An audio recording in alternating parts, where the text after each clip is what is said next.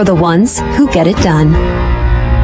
Salute to Service is the NFL's year-round effort to honor, empower, and connect with our nation's service members, veterans, and their families through long-standing partnerships that support our military community. The NFL, clubs, players, and USAA thank all of our armed forces serving in the United States and around the world. Bid on authentic, game-worn Salute to Service items, where 100% of the proceeds are donated to the NFL's military nonprofit partners. Join the NFL and USAA in Salute to Service by visiting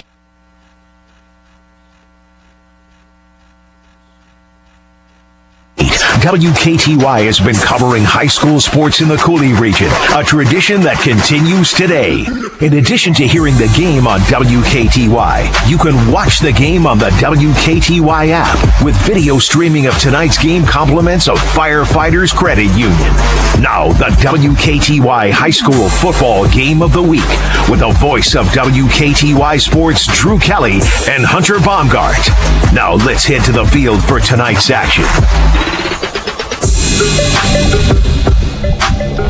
Good evening, everyone, and welcome in to high school playoff football right here on WKTY 96.7 FM, 580 AM. Drew Kelly live with you here tonight from Lancaster High School, where this evening it'll be the season finale of the high school football season in 2020 as the Aquinas Blugolds will face off against the Lancaster Flying Arrows.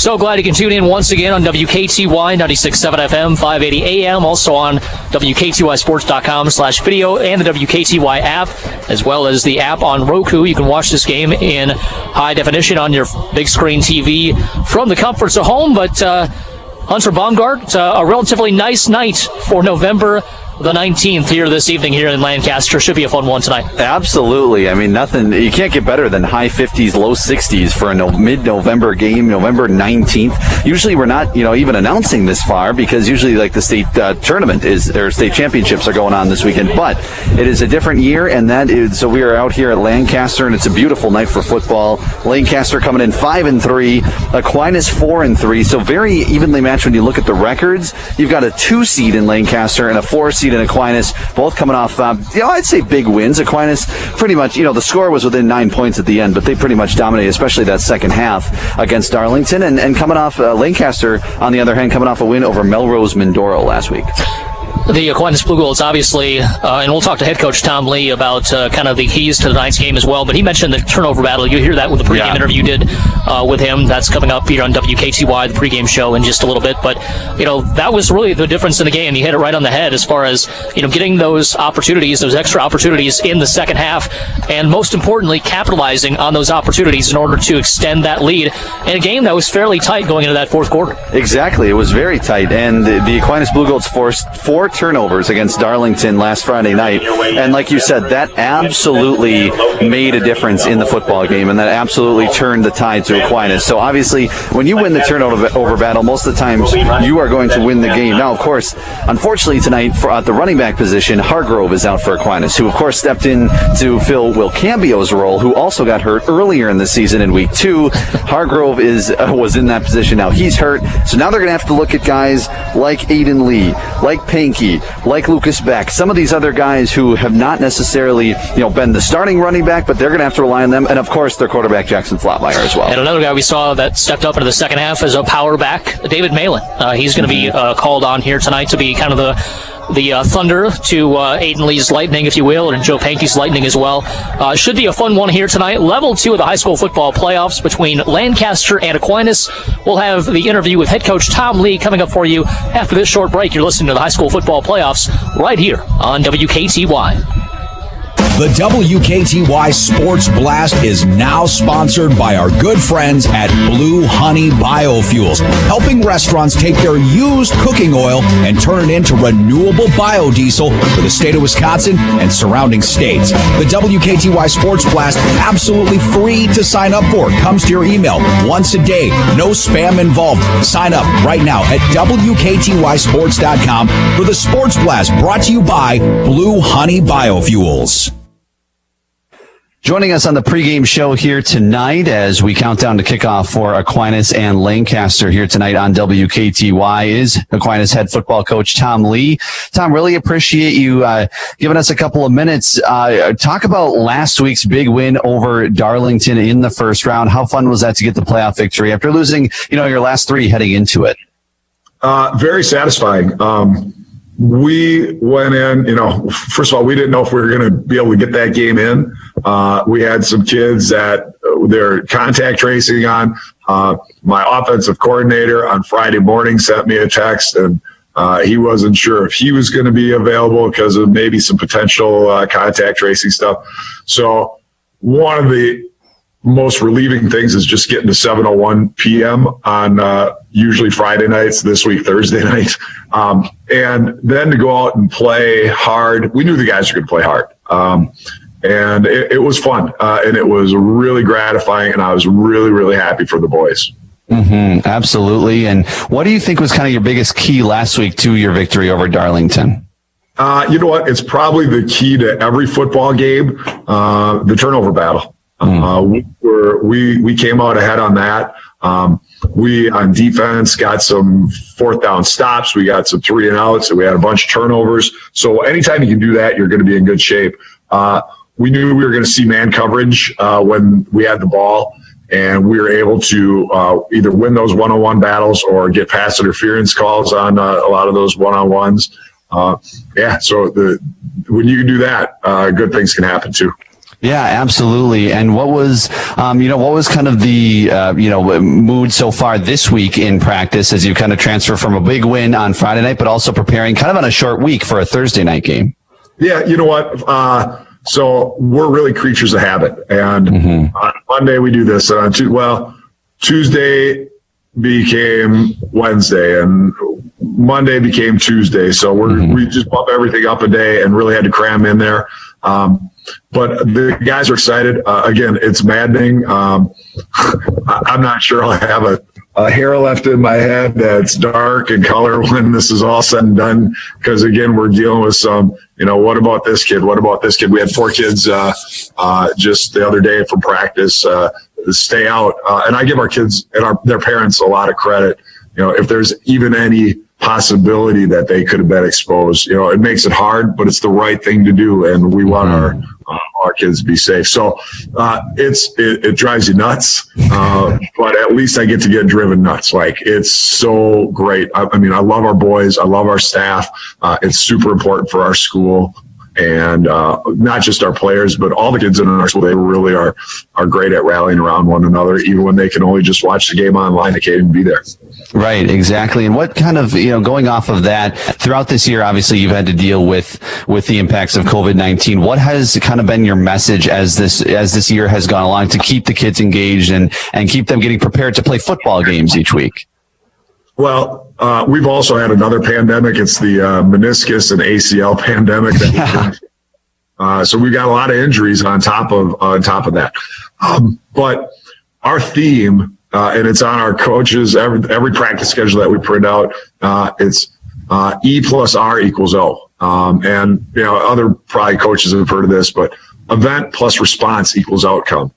You can't really control the event, but you can control how you respond to it. And we've been really saying, how do you respond? What are you going to do when things are not the way you want them to? Because that's what's going to fix the stuff on the other side of that equation, the outcome. You can control part of the outcome by how you respond to stuff. And the guys have really done that really well, I think. Yeah, absolutely. And I wanted to talk a little bit. You mentioned the injuries, of course. Will Cambio, your running back, goes down early in the season. And fortunately, it sounds like Hargrove won't be able to go as well this week. What are you kind of looking at as far as your offense as other kids who might need to step up on Thursday night against Lancaster? Yeah, well, you know what? We saw our receivers have a pretty good game last week. He's a really good player, a really good football player. Chris Wilson had a huge week last week, couple touchdown catches. He had a pick when he was on defense. He wasn't even playing offense at the start of the year when we were almost two platooning. He also had a fumble recovery. So we think those guys are good. Joe Pankey has really come on. Joe Pankey's a good athlete, an awesome kid, a really good football player. We'll need Aiden Lee. He'll have to step up. So those guys are going to have to be the dudes that step up. And we like Jackson Flotmeyer. Man, Jackson's a good player, and he took some kicks in the teeth for a couple of weeks. But he never lost his nerve. And he's he's the best kid in school. I just love the kid. And we think he's going to keep moving forward, and especially this week. Absolutely. And as you look at your opponent, Lancaster, what do you see about their team that jumps out at you when you kind of look and start to prepare for this team? Well, that's a proud program. And John Hoke is, he's been doing it forever, and there's nothing he hasn't seen. A little bit different for them. I think they're dealing with, of course, what everybody else is. They're typically a 2-platoon team. And when I watch them on film, man, those jersey numbers on offense are the same jersey numbers on defense. So they're kind of dealing with what everybody else is. When they run the ball or when they've got the ball on offense, they got two really good receivers. The quarterback, he's not reading a lot of stuff. He's putting his either first step or third step in the ground, and he's ripping pitches, or he's throwing a nice ball for those guys to go up and get in fades, and they've done some real damage on that. When he's not throwing the ball, they run a ton of midline option, and you got to play assignment defense, and they're going to do it faster than we can practice. That's been our message to the guys. Like, here's your job, but you can't imagine how fast it's going to be in the game. And we got to get up to game speed on play one. We can't go until halftime adjustments to go, oh, now I get it. Like, we got to go. So there's that. When we got the ball, they're going to pressure us. They load the box. They're going to blitz. We'll probably see some man coverage. We saw man coverage last week, and we made made Darlington pay. Our receivers got to win battles. We got to keep our quarterback clean, and our receivers got to go win the battle. Absolutely. And final question for you here on the pregame show tonight on WKTY. What are a couple keys to victory tonight against Lancaster? Win the turnover battle. Be solid on special teams. Lancaster is really good. We've stolen some of their stuff and used it in our program because we're so impressed with it. They've returned 2 kickoffs for touchdowns in the last 3 weeks. We can't let that happen. We got to be at least even on specials, and then do your job on defense, play assignment defense. You can hold on to the ball, win the turnover battle, play good specials, and play assignment defense. We'll give ourselves a shot. Absolutely. Well, Coach, really appreciate the time. Good luck in your final game of the season, and it's been great talking to you throughout this weird but great that we have football 2020 season. Yeah, and you know what? Our Masters of the Boys is we get to play in the last game you're allowed to play with the state of Wisconsin. And we've done that 3 other times at this school, and we want to be able to do it again where we come away with the win like we did the other 3 times. Absolutely. Love the attitude. Thanks so much, Coach. Thank you. That is Aquinas head football coach Tom Lee right here on the WKTY pregame show. Kickoff is next. Drew Kelly and I will have the call from Lancaster after this right here on WKTY.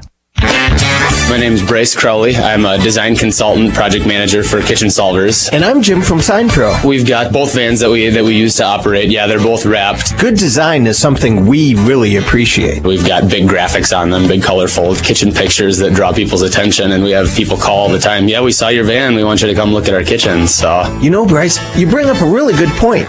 You don't need a huge fleet to make vehicle wrapping effective. You have 2 vans wrapped, but they still really impact your image. The image is everything when it comes to a business. Get compliments on them all the time. A good vehicle wrap is an investment in your business. Most definitely investment. We get calls frequently that people saw our van, and that's how we get the word of mouth. Our 2 installers, yeah, they're in there every day, so it's pretty much home for them. Being able to look sharp going down the road is important to them. So to upgrade your company image and your mobile office, you know where to go. Go to a pro, Sign Pro, 7823456.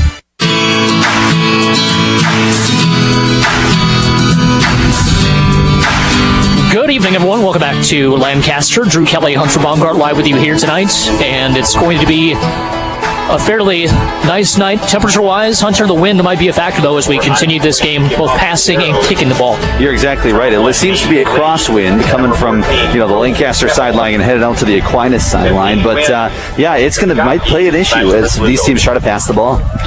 So we've got high school playoff football for you right here on WKTY. Appreciate everybody tuning in, either watching or listening to this contest. Aquinas will be moving from right to left. Lancaster won the toss, and they have deferred to the second half. Quinn Miskowski and also Aiden Lee back to receive the kick. And doing the kicking duties for the Flying Arrows is Isaac Oyen, and we are underway. A low dribbler taken by Miskowski at the 25-yard line, or at the 20-yard line. He gets across the 25 out to the 27, and that's where he is swarmed under by a host of Flying Arrows. And that will bring out the sophomore quarterback, Jackson Flaumeier, who really got into a groove in that second half. He was struggling at the beginning of the game, but really found his receivers in that second half for sure. Absolutely. Threw for over 150 yards last week with a couple of touchdowns on top of it. He's got 12 touchdowns and four interceptions on the season. He's having a great year, and his coach, Tom Lee, really, really likes what he sees out of his quarterback and really enjoys using him in the passing game. And I think they're going to pass more tonight because their running back, Hargrove, is out for this ball game. In place of him, David Malin. We talked about him last week, kind of taking over the power duties for Hargrove, who was hurt early on in the second half. Wiskowski goes in motion from left to right. They throw a little screen pass out to Chris Wilson. Wilson sidesteps one defender. Nice blocking out ahead of him, and he gets across the 30 to the 36-yard line.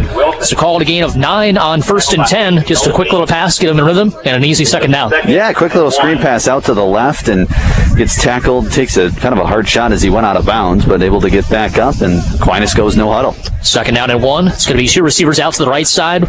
Wing back Joe Pankey is lined up to the left.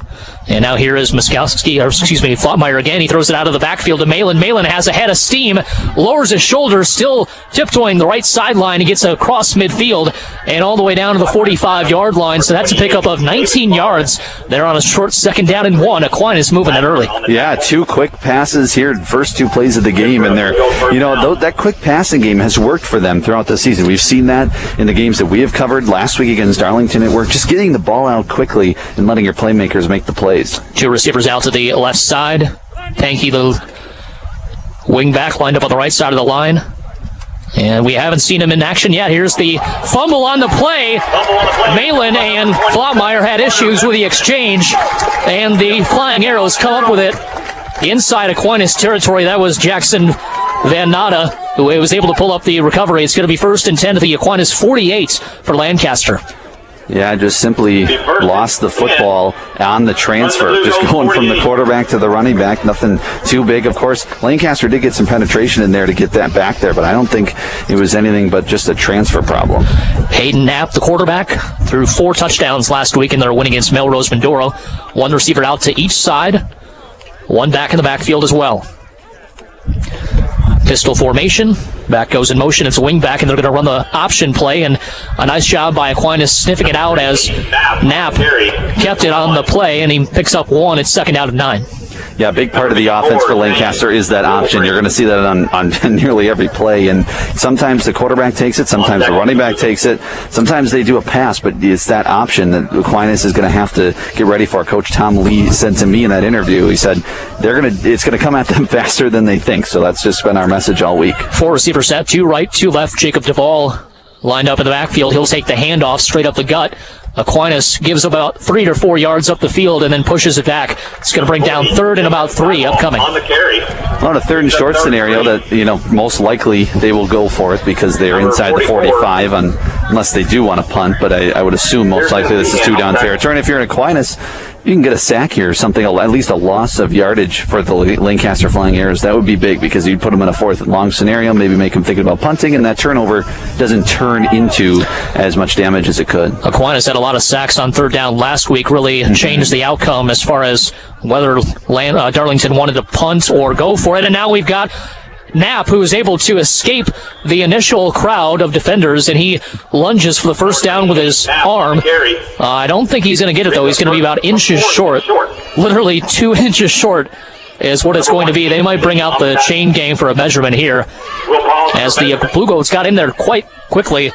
trying to disrupt that play, and Knapp was able to get out of there and still pick up about a yard. And they got in there, and it looked like Knapp was not sure whether he was going to hand it off or take it really till the very last second. That's part of that option, right? You have the option to hand it off, you have the option to pitch it, whatever it may be. And if the quarterback is indecisive at all, it lets the Aquinas defenders get in there faster, and that's what happened there. And it will be about 6 inches short. 9:52 remaining here in this first quarter. No score. Aquinas turned it over on their opening possession. Flying Arrows with their first possession here offensively of the evening. They're going left to right from our video feed. And the chain gang will go back to the sidelines, and we'll see a fourth down and see if the Blugolds can get it back to their offense. Just one receiver lined up to the left side. This is going to be a run all the way, I would assume, with just inches to go. What makes Lancaster. you think that? Right. Every single person except one on the line. Couple of receivers lined tight as well, looking like blockers there. Knapp under center. Wingback goes in motion. It's going to be an option play. It's going to go behind the intended man, and it's going to be picked up. Still juggling it is going to be Aquinas, but regardless, it's going to be a turnover on downs, and that was a disaster for Lancaster. The ball goes all the way back inside the 40-yard line, and it'll be 1st and 10 for the Blugolds at about the 35-yard line. So with 6 inches to go, they went for the option play, and Aquinas blew it up immediately. Yeah, they lost, let me do mental math, 20 yards on that option play. If they would have just kneeled it, it would have given Aquinas 20 less yards, but the ball nobody could pick it up, and for Aquinas, that was almost a good thing because no matter who recovered it, they were going to take over. So 2 receivers out to the left side. Banky, the wingback, lined up right side of the line. Shotgun formation. Here's Flottmeyer.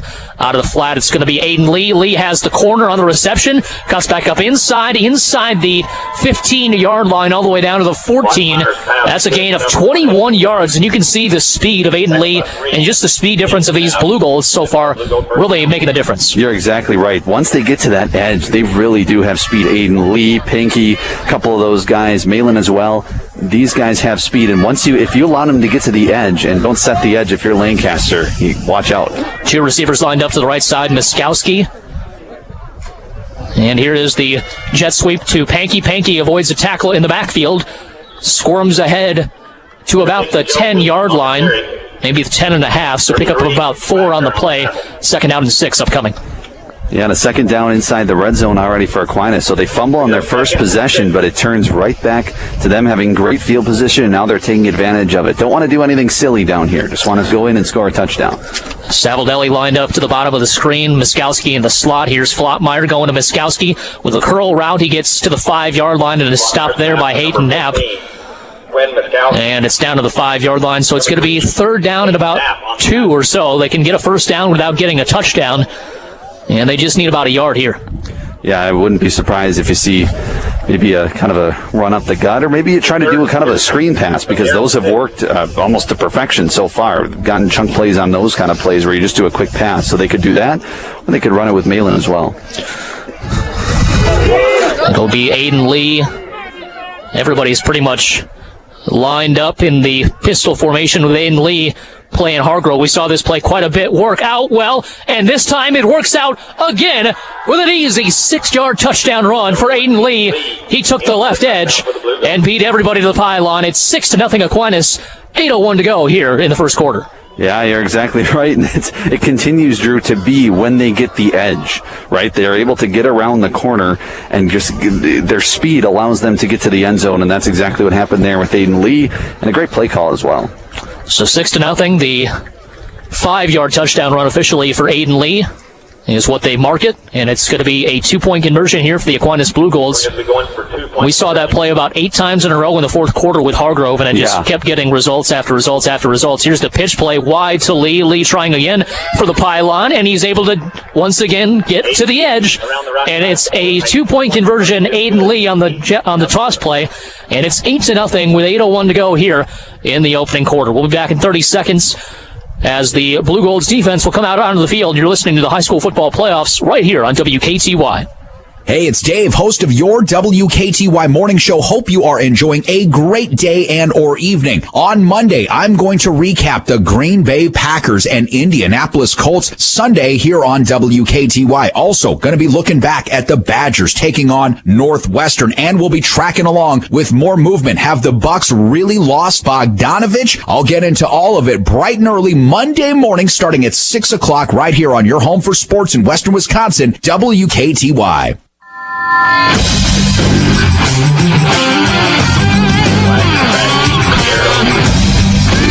Back here at Lancaster, Drew Kelly and Hunter Baumgardt live with you this evening. It's 8-0 with 8:01 to go here in the opening quarter.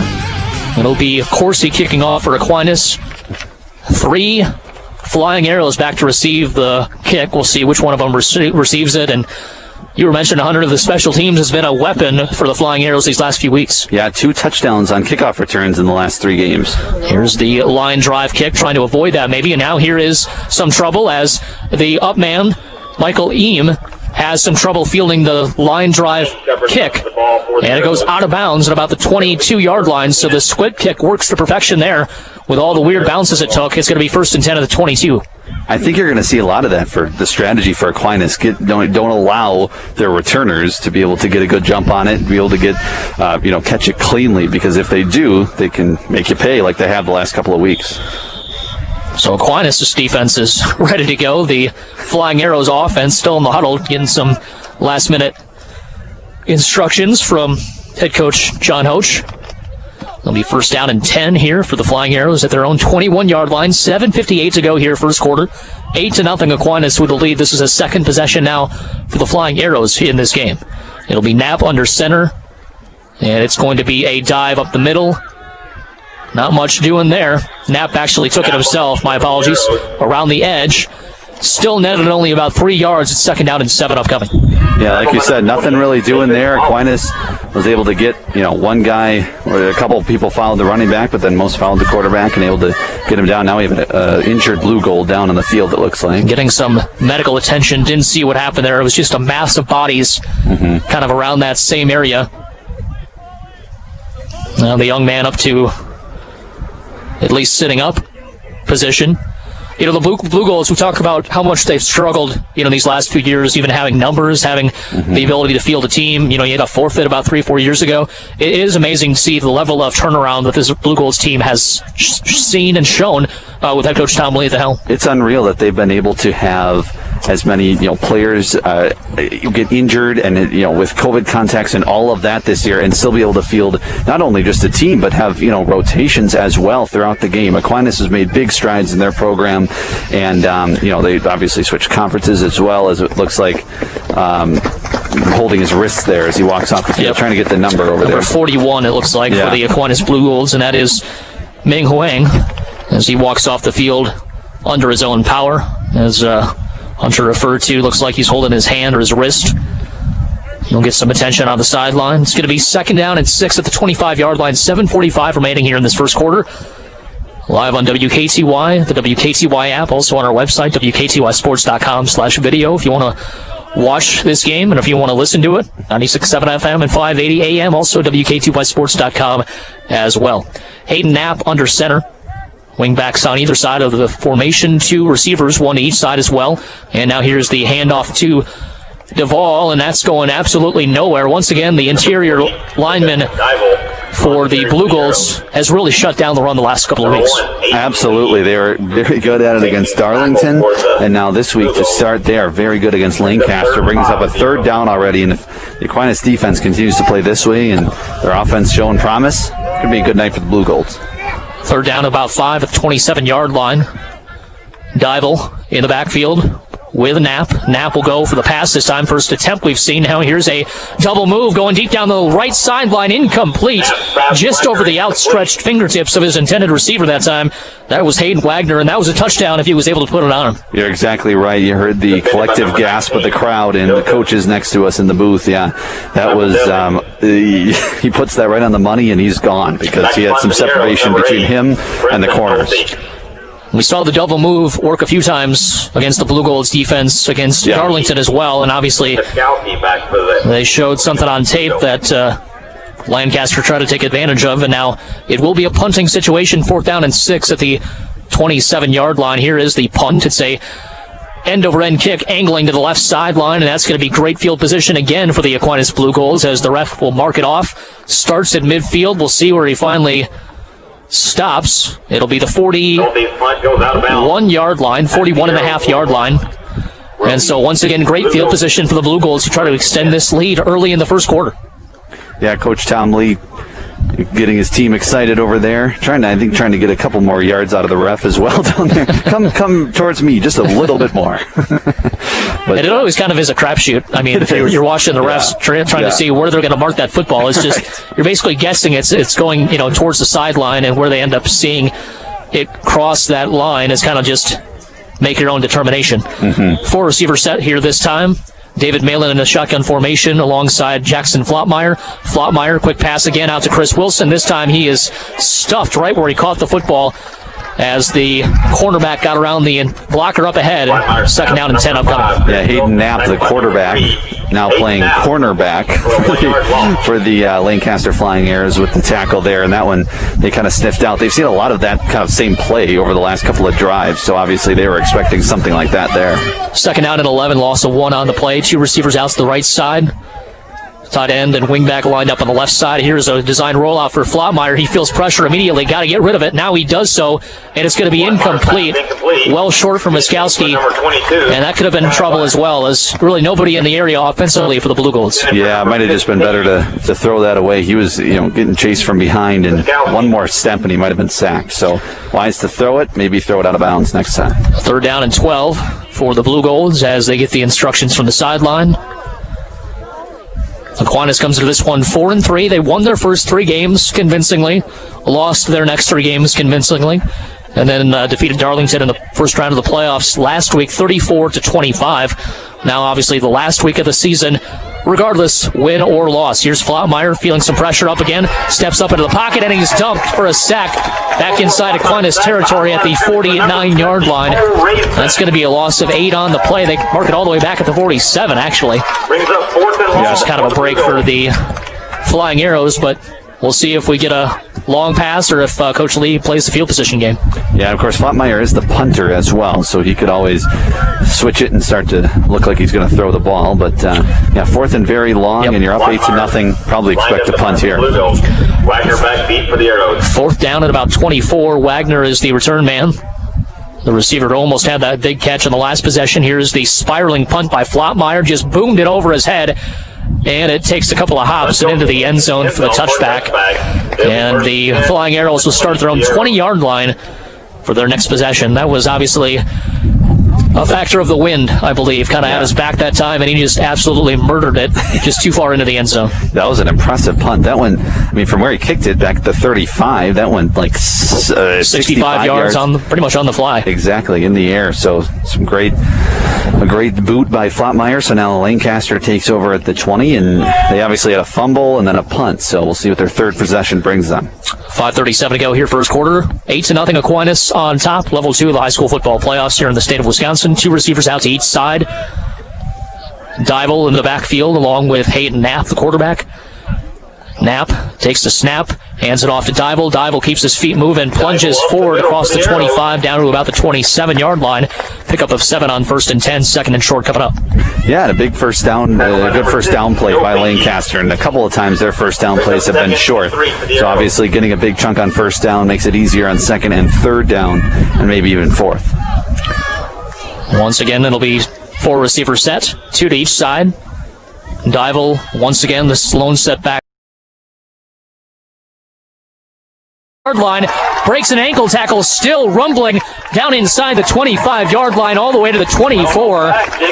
And Jacob Dival, a big-time run for the Flying Arrows, and that sets him up in great position near the red zone. Yeah, Chris Wilson chased him down from behind, but not before a massive gain, and just broke through and then broke a tackle at the ankles, like you said, and it was off to the races, and the biggest offensive play for either team so far tonight.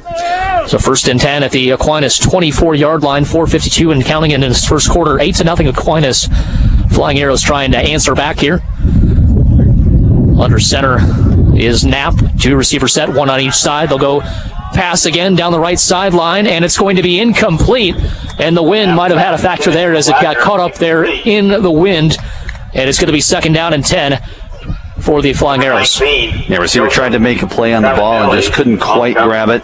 Goes out of bounds, but like you said, that you throw it high enough, like Knapp just did, and it can get hung up there. And we've got some pretty strong winds. You can maybe hear it in our broadcast a little tonight because of the wind. So it's howling, and it's a beautiful night, though. Oh my goodness. It is.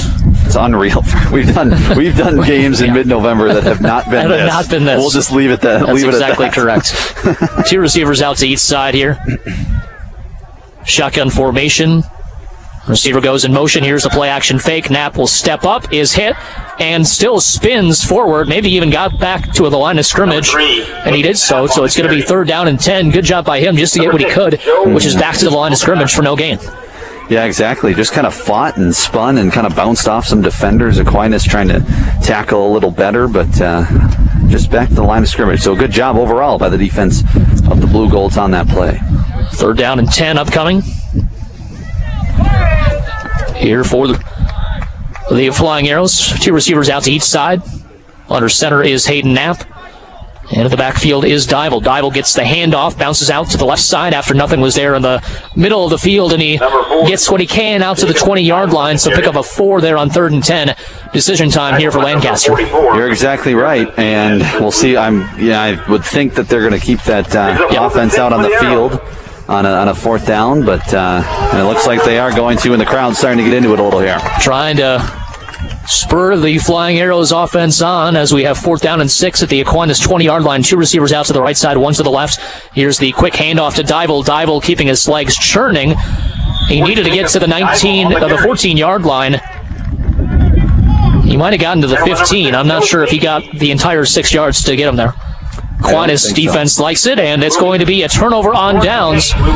He needed 6, he got 5, and Aquinas will send their offense back out on the field. Yeah, I mean, that play, Dival, got, 40 yards a couple of plays ago, so of course that has gotten you a big play, but also not much, there. If Aquinas is able to, kind of load the box, if you will, and stop the run there, no really option, if you give Knapp a shot to throw it down the field, maybe you can convert that, but I think they were a little bit thrown off by the fact that they were running on 4th and 6. I mean, there's been more people in the box than there was on that play, and I think that probably helped the 5-yard run as well.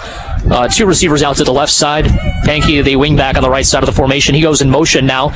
2nd man through is Aiden Lee. Lee bounces out to the right side, now goes back in the middle of the field, somehow hangs on to the football, and will plunge ahead for a gain of about 2 on the play out to the 17-yard line. It's going to be 2nd down and 8.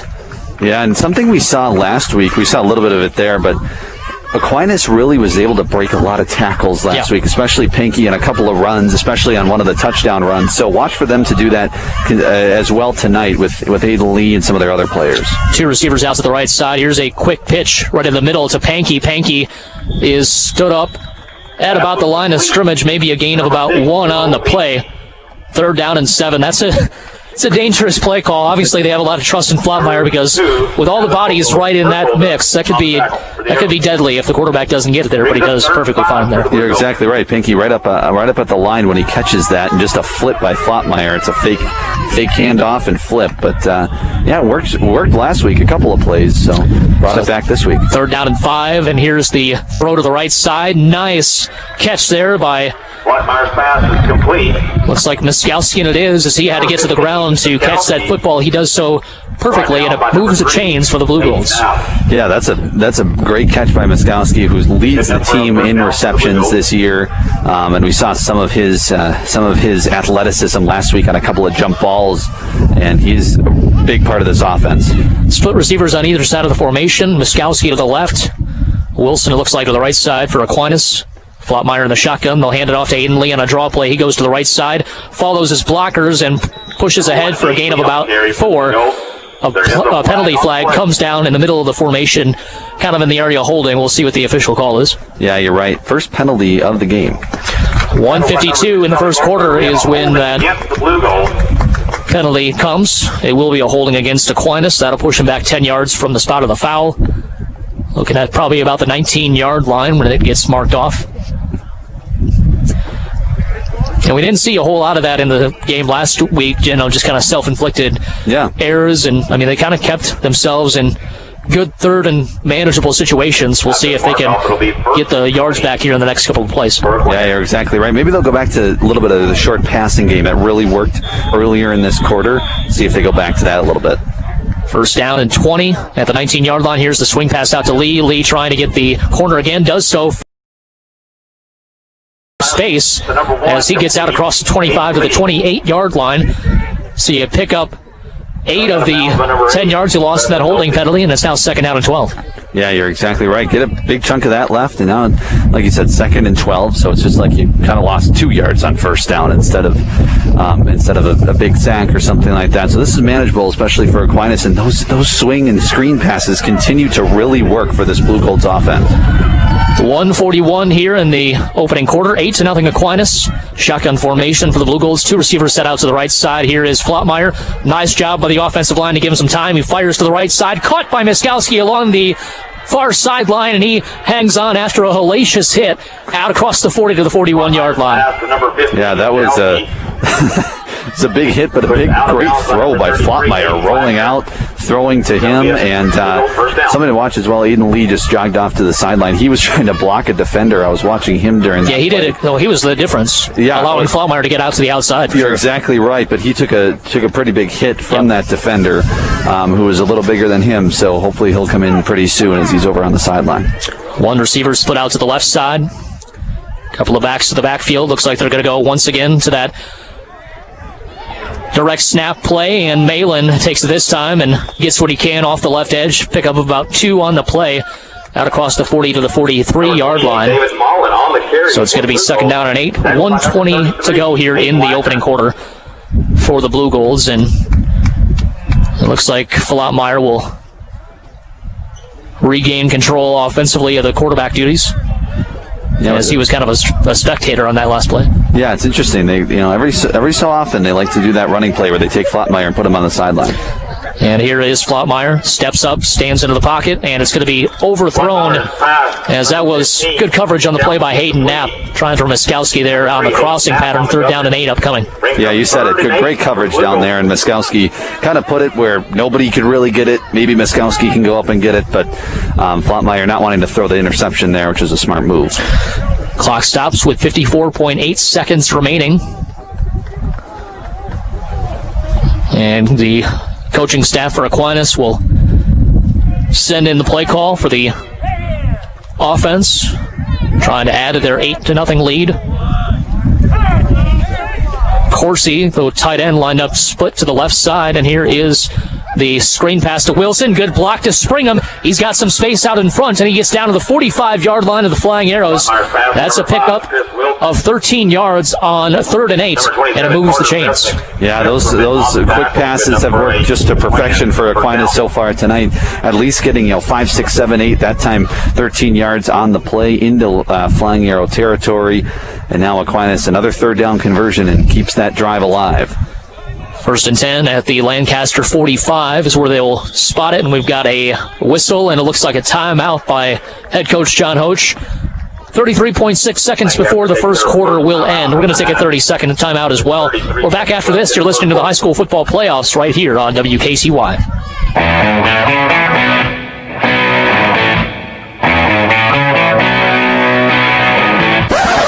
Hey, lacrosse, don't miss the Bill Michaels Show every day from 11 to 2 right here on WKTY. Join me to discuss our favorite sports teams like the Brewers, Packers, Badgers, Bucks, and a lot more. I'm going to give you my opinion, speak with expert guests, and I'm going to chat with you as well. Just give me a call. The Bill Michaels Show, weekdays from 11 to 2 on Western Wisconsin sports talk leader, WKTY.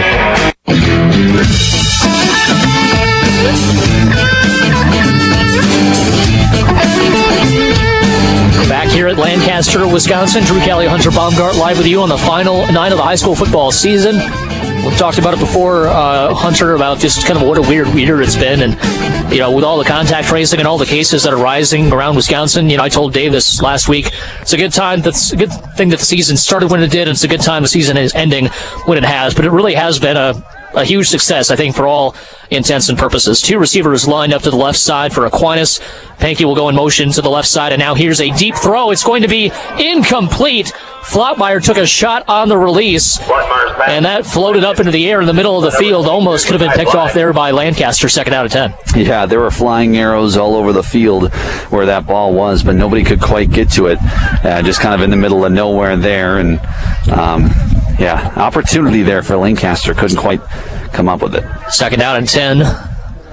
Flottmeyer was really going for it. You could tell he was rearing back. I mean, he was stepping up. His arm was cocked way back, and just took a little bit too long on the release, and it's going to be 2nd down and 10 after the incompletion there. Pankey, the wingback, lined up on the right side of the line. Two receivers out to the left side for Aquinas. Flottmeyer feels pressure again off his back foot. Goes to Wilson. Wilson, nice jump cut move to avoid one defender along the sideline, and that's close to another 1st down. 3rd down and short upcoming. Ran out of bounds with number 8. Just fired to the left side that time on the out pattern, and Wilson was able to catch it and make something... do something with it after the catch. Yeah, you're exactly right. Made a couple of moves and was able to get a couple more yards than had he just taken the ball and ran upfield. And now we have a formation in which Flottmeyer is a wide receiver. Yep, so we'll have the running formation with 3 blockers. This time it'll be Aiden Lee trying to get a 1st down on 3rd and 1. Here is Lee, bounces out to the right side. Good patient run, breaks the tackle at the line of scrimmage and dives ahead for the 1st down. Out across the 35, down to the 32-yard line. So not the longest run of that play, but it gets the job done. 1st and 10 for Aquinas. Yeah, and that's where that play can work. You don't need a big chunk play. You just need a couple of yards. And when you have that many blockers there on the left side, that can free up some space, and that's exactly what it did for Aiden Lee, and he made Lancaster pay for it. 15.9 seconds to go. The clock stops again after Lee was knocked out of bounds. Flottmeyer back in there at quarterback. 2 receivers out to the right side. Pankey, the wingback on the left. Lee is the running back out of the shotgun. Makes one defender miss. Still stays on his feet. Shifty moves there by the running back, Aiden Lee, a 5'11 senior, trying to close out his career with a win. And as far as closing out, that will be the end of the 1st quarter as well here in Lancaster. Aquinas with an 8-0 lead over the Flying Arrows of Lancaster. We're back in 1 minute. You're listening to the high school football playoffs right here on WKTY. My name is Bryce Crowley. I'm a design consultant, project manager for Kitchen Solvers. And I'm Jim from Sign Pro. We've got both vans that we use to operate. Yeah, they're both wrapped. Good design is something we really appreciate. We've got big graphics on them, big colorful kitchen pictures that draw people's attention, and we have people call all the time. Yeah, we saw your van. We want you to come look at our kitchen. So, you know, Bryce, you bring up a really good point. You don't need a huge fleet to make vehicle wrapping effective. You have 2 vans wrapped, but they still really impact your image. Image is everything when it comes to a business. Get compliments on them all the time. A good vehicle wrap is an investment in your business. Most definitely investment. We get calls frequently that people saw our van, and that's how we get the word of mouth. Our 2 installers, yeah, they're in there every day, so it's pretty much home for them. Being able to look sharp going down the road is important to them. So to upgrade your company image and your mobile office, you know where to go. Go to a pro. Sign Pro. 7823456.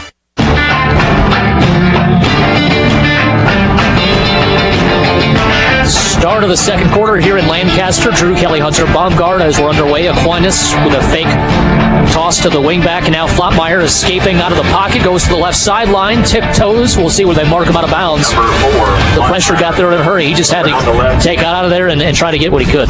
Well, and the weird part is that might have been a setup to pass to Aiden Lee, but Aiden Lee somehow got tangled up with the defender, and they both hit the turf. So I don't know if if Aiden Lee was going out for a pass and tripped, and then they both tripped over each other. No flag, so it didn't look like anything intentional, but that could have been a setup for Aiden Lee, and it just didn't work out that way. 3rd down and 5. They picked up 2 on the play. 2 receivers out to the right side. Pankey, the wingback, lined up on the left side. And it'll be Lee in the shotgun formation once again with Flottmeyer. A double counter play. It's going to go to Pankey. Pankey gets to the outside. Needs a blocker. Still gets the 1st down anyway. Inside the 15 down to the 13. That's a 13-yard pickup on 3rd and 7. The 3rd down conversions continue to pile up for the Aquinas Blugolds. And that can only help you on the offensive side, and it can only make it a little bit worse for the Flying Arrows on the defensive side because your defense continues to be out there longer than you want it to be. But yeah, Pinky has been just fantastic on those kind of plays this season, especially the last couple of weeks. First down and 10 at the Flying Arrow 13-yard line. 2 receivers lined up on the left side, and here is Flottmeyer. Flottmeyer looking to the left side. That's Miskowski. Miskowski had to come back for the football, does so, and then easily prances into the end zone for the touchdown.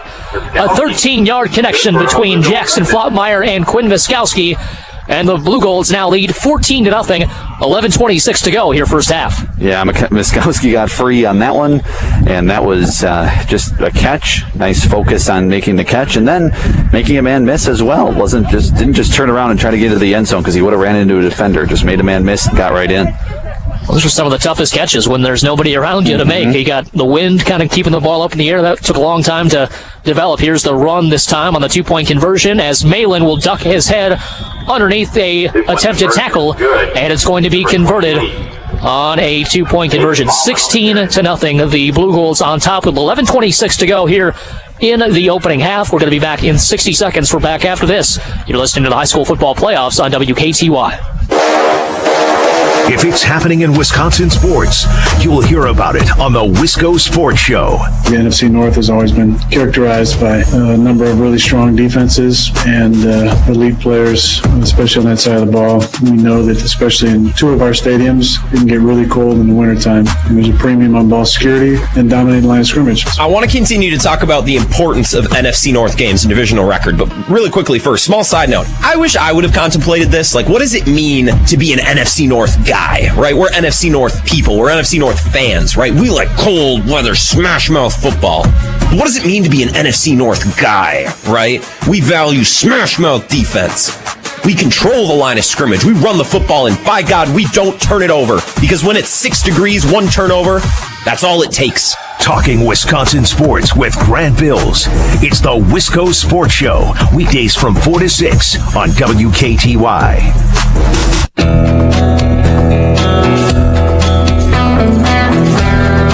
Welcome back to Lancaster, 16-0. The Aquinas Blugolds on top. 11:26 to go in the first half. Drew Kelly, Hunter Baumgardt. It'll be Corsi kicking off for the Blugolds here. Once again, they spread out their return men. 3 of them back there.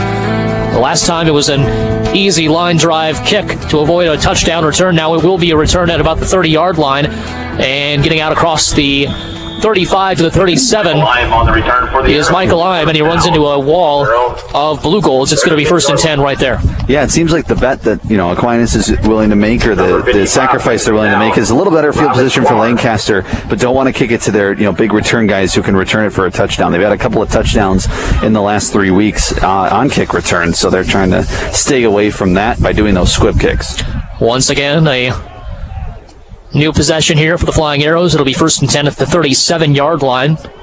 Lancaster now goes from right to left from our vantage point up here. 1 receiver out to the right side, 1 to the left. Under center is Knapp. Dival, the running back, is behind him. Here's an option play. They're going to go to the pitch man. That's going to be number 11, Michael Ime, and Ime is shoved out of bounds after a gain of about 5 on the play. And 2nd and medium coming up. Yeah, option is a big part of their offense, and so we've seen some of it tonight. Maybe not as much as I thought there was going to be, but that worked for 5 yards, so we'll see if they continue to maybe press that a little more. So medium gain there on 1st and 10, and obviously one of the first plays they did try from option resulted in a fumble, the opening possession offensively for the Flying Arrows. So we'll see if that kind of scared them off a little bit and do a little bit more conventional offense, or kind of how that undevelops. Here's a snap. That's a run, a quarterback draw that time by Hayden Knapp. Knapp breaks the tackle, now is dragged down from behind. Savaldelli is able to get his mitts on him, but it's going to be a big-time run all the way inside to the 42-yard line of Aquinas. That was a weird one. It almost looked like the snap took a long time to get to him. Everybody started moving. The snap was kind of in the air and it floated there, but Knapp then got kind of a running start, and so when he caught it, he's able to take that momentum and nobody in the middle of the field, and Lancaster with a big gain. Yeah, I don't know if that was a designed quarterback draw, but it was kind of, all right, this is completely dead. Let's just do what we can to try to not get blown up for a 6-yard loss here. 1 receiver set to each side for the Flying Arrows. I'm once again in motion. They're going to hand it off to Dival. Dival plows over a Blugold. And that Blue Gold got the worst of it. I think that was Aiden Lee again. He's been on the other end of some big time hits. It's going to be 2nd down and 2. Yeah, he's gotten beat up so far in this game, but Dival has been able to keep the legs moving and continue to basically plow over Blue Golds a couple of times now tonight. One receiver out to each side. And now here is the read option. It's going to be Knapp breaking a tackle in the backfield. Now his ankle tackled. Good job there just to hang on for dear life that time. Joe Pankey. They're going to give up the first down, but you avoid the big long play, which is what Knapp was set to do if he would have been able to break that tackle. You're exactly right. Nobody behind him, so Knapp would have had a big gain and for not been that tackle. So now a fresh set of downs, and Lancaster having a nice little drive here. Kind of an important drive for the Flying Arrows to keep pace with the Blue Golds, who offensively are really playing some good football so far. One receiver split out to each side. Here's Knapp going deep down the left sideline. It's going to be complete and now incomplete. Great coverage there by Chris Wilson. We saw him make some incredible plays defensively last week as well. A great job coverage-wise there on the wide receiver, number 33, that being Hayden Wagner. Yeah, you're exactly right. Just getting the ball out of there. And, of course, Wilson is a wide receiver, so he's usually trying to catch the ball on the offensive side, so he knows the technique and is able to do it on the defensive side on that play. 3 receiver set, 2 to the right, 1 to the left. Wagner alone on the left side. Dival, the lone back in the backfield behind Knapp. He's going to take the handoff, get across the 25-yard line down to the 24, pickup of 3 on the play. He had the line of scrimmage, but just that big body able to churn away a couple of yards after that. Yeah, exactly right. He's been able to break some tackles consistently here tonight, but now a 3rd down and 6 here for Lancaster. Most likely 2-down territory, especially because you're down by 16 points. But well, if you're Aquinas, maybe can force a loss of yardage here would be big. 3rd down and 6, likely 4-down territory for the Flying Arrows. 1 receiver out to each side. Dival straight back in the backfield. They're going to hand it off to him. He's going to keep those legs churning. We'll see where they officially mark it. I don't think it's going to be enough for a 1st down, maybe a gain of 4 or 5. It'll be another 4th and short. We saw this in the last possession. Aquinas was able to stuff it. And let's see if they can turn them away again. We also saw it 2 possessions ago with that fumble that lost them 20 yards. So I just have a hunch that they might not go with that option play or whatever play they did to pitch it when they lost 20 yards. Well, the way Dival is just completely smashing people seems like a fairly safe bet. 3 receivers out to the left side, bunched up. 1 receiver out to the right. Aquinas showing blitz, now backing off. Knapp trying to maybe force him to jump, and now here's a handoff up the middle as he just took that block between left guard and center and took it for about 10 yards. It's going to be 1st down and goal at the 9-yard line here for the Flying Arrows. Yeah, you said it. Dival just, he's been continuing to just get 5-6 yards in every play. So if you need 1 or 2, that's the guy you go to. Trips receivers bunched up to the left side, 1 to the right. That's Wagner. And now here is Hayden Knapp. It's going to be a pitch play, and almost fumbling it and then losing his feet that time was Dival. That's going to be a loss of about 3 or 4 on the play. 2nd down and long upcoming. Dival kind of looked a little bit surprised to get that, and then once he turned around, he couldn't get his footing. But had he, probably could have made it to the end zone if he would have gotten that edge. Once again, the pitch a little bit behind him, so he did a nice job just to hang on to the football. We saw that previously, how that went the opposite way for the Flying Arrows. 1 receiver out to the left side, 3 bunched up to the right. Knapp under center. Hayden Knapp will hand it off to Dival. Big hole up the gut, and he will churn those legs inside the 5-yard line to about the 4. So 3rd down and goal, pickup of about 8 on the play. And obviously you're in 2-down territory if you're Lancaster. Yeah, absolutely. You're down 2 touchdowns. 8 points on both touchdowns as well. So you definitely, a field goal doesn't do you much good down here. And obviously, usually in high school you see 4-down territory anyway, but this is probably a no-brainer. 3 receivers out to the right, 1 to the left. Here's Knapp under center. Throws a fade route to the left side. It's going to be incomplete, but they've got a flag on the play. I think they're going to get pass interference on Aquinas here. Trying to see officially who that was. They were going for number 8 that time, Preston Nothey. And I think that was Savaldelli is who they're going to get for a pass interference call. And that'll bring up an automatic 1st down here for Lancaster. Yeah, that's a big penalty because you go from 4th and goal to 1st and goal closer. What is it? They're probably at the 1-yard line. At the 1-yard line, yep. So that's unfortunately for the Aquinas Blugolds, Now we wanted to do put Lancaster in a real good spot to score. We're going to mark it at the 2 officially. And it'll be first and goal. 4 chances to get this in. And if you are replaying third down, I think it's a first down marker on there. So it is first and goal. Yeah, it is. One receiver out to each side. And now here's the handoff up the middle. They've got flags on the play, and that was a little timing-wise off as far as when the snap occurred, when everybody started moving. It's going to be an illegal shift on the flying arrows, so that'll move them back 5 yards, second down and goal. Or first down and goal, repeat it. Yeah, they are going to go back 5 yards here. So a penalty on Aquinas, penalty on Lancaster. We're back to kind of where they were, but now you've got a first down instead of a third down. Yep. So mark it back 5 yards. Now to about the 8-yard line. 6:52 and counting here in this first half. Glad you're tuning in here on WKTY. One receiver out to each side. Dival alone set back in the backfield. Wingback goes in motion. They run the option play. Keeper by Knapp, and Knapp lowers his shoulder. Got on top of the pile and reached across the goal line. They still haven't signaled one way or another, and now they're going to say he's short of the goal line by about 6 inches. That was close. He tried to last reach, but his knee must have been down when the ball was just short of the goal line.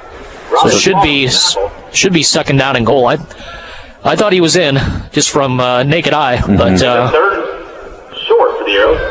I would assume 2 receivers out to the right side, 1 to the left here. I would assume Dival gets the carry. They're saying it's third down and goal, which who knows? If they get a touchdown, it's not going to matter, and there's a touchdown there. Dival just plows it in, regardless of what down it is. He's like, I'm getting 6 points. We'll just call it that. 16-6, 6 minutes to go here in the opening half. And so answer there by the flying arrows, and an important answer at that. Yeah, you're exactly right. I mean, that was Lancaster. It's almost early. It's still early in the game. We're only a quarter and a half in, but kind of a must-score scenario. They're down 16, and now they'll go for 2 to try to make this a one-possession game here in Lancaster, Wisconsin. So 2-point conversion. Neither team has attempted an extra point so far. 2 receivers out to the right side, 1 to the left. Shotgun formation. Hayden Knapp will go to the right side. Still trying to find an open receiver in the end zone. Now goes to the back of the end zone, and just somehow being left all alone in the back corner. There was Hayden Wagner, and he catches it inbounds for the 2-point conversion. So the score now is 16-8. The Blugolds on top of the Flying Arrows with 6 minutes to go until halftime. We're back in 60 seconds. You're listening to the high school football playoffs on WKTY. What's happening in your community? Here are some items from our calendar to put on your calendar. The La Crosse Community Thanksgiving Dinner is an interfaith endeavor put on by volunteers for everyone in the Coulee region. It's an event where everyone is invited to enjoy a traditional Thanksgiving dinner at no cost. This year's event runs from 11 until 2 at the La Crosse Center and will be delivery and carry-out only for this Thanksgiving. Due to COVID-19, masks will be required when picking up carry-out meals. This event is free, but donations are accepted and appreciated. For more information on how you can donate, volunteer, or request a meal, go to ThanksgivingDinner.com. If you have an item for our community calendar, please send it at least 2 weeks in advance to 201 State Street, La Crosse, Wisconsin, 54601, or email events@MidwestFamilyLaCrosse.com.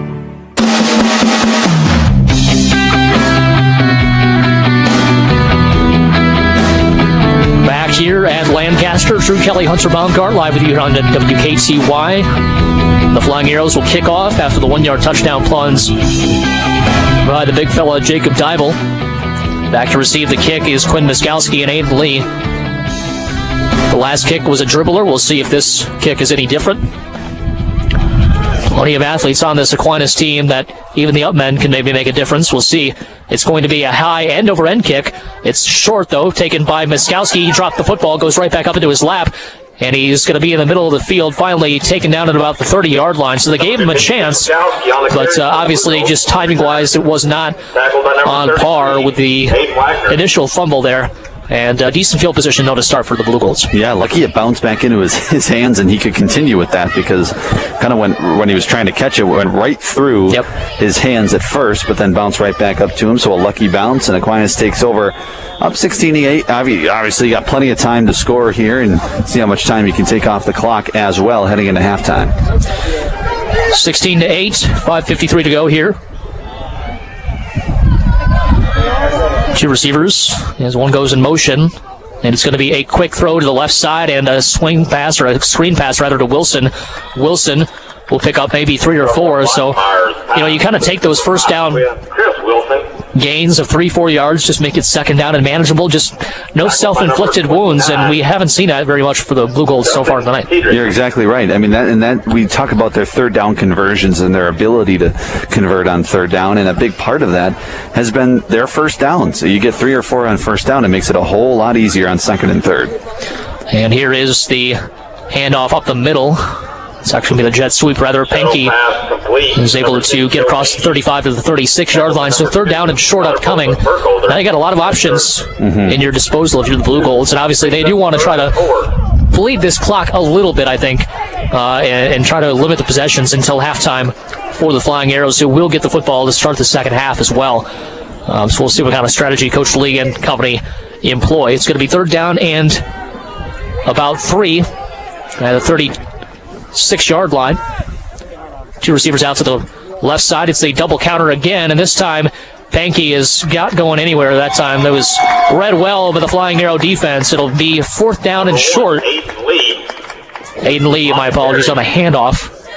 And it's going to be about 4th and 3, so we'll see if they bring out the punch game. And it looks like they will. So Flying Arrow is a long drive. They finally get on the board with a touchdown, and then stop them for a 3 and out. You're right. Pinky did have that carry. You're right originally, but yeah, he not going anywhere that time. So now a punt, and Lancaster could do a kind of a 2-for-1 deal. You score before halftime, score after halftime. And here is a nice booming punt again, the opposite direction for Flottmeyer. That takes a hop towards Lancaster, back up the field at about the 30-yard line, and finally dies at the 28. So that's where the Flying Arrows will start their next offensive possession. That's kind of a weapon in the form of Flottmeyer, as far as that leg being able to somewhat flip the field position, especially in this windy night. Yeah, Aquinas' own J.K. Scott out there for the Blugolds, and he's throws a much better spiral than J.K. Scott, though, does Flottmeyer. So. That's true. He can. I don't know if you want J.K. Scott to be your backup quarterback if Aaron Rodgers goes down. Good point. Multifaceted athletes here in Aquinas High School and all throughout the high school ranks. And here's the counter play, second man through, this time a big-time hole along the left edge. They were able to open up some space as Isaac Oyen gets about 10 yards. The ref took a spill. Getting back onto his feet now. And it's going to be a first down. They're going to move the chains. On the tackle. A lot of people getting amused out of that one. Everybody likes it when the ref falls down. Right. As long as he's not seriously injured. Yeah, exactly. If he pops right back up, which... He did, mostly. Right, mostly.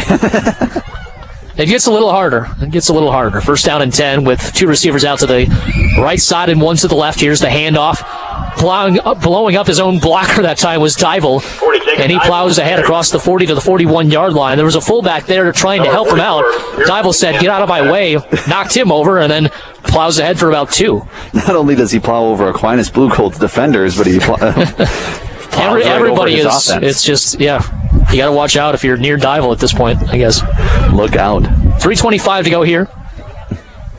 And they list him at 180. That's a solid 180. I will say that, if that's accurate. Two receivers out to the left side, one to the right. Read option this time. Knapp keeps it. Gets to about the 26-yard line for a gain of 2 and is slung down there. Nice job on the tackle there by the Aquinas Blugolds linebacker that time, Riley Clark.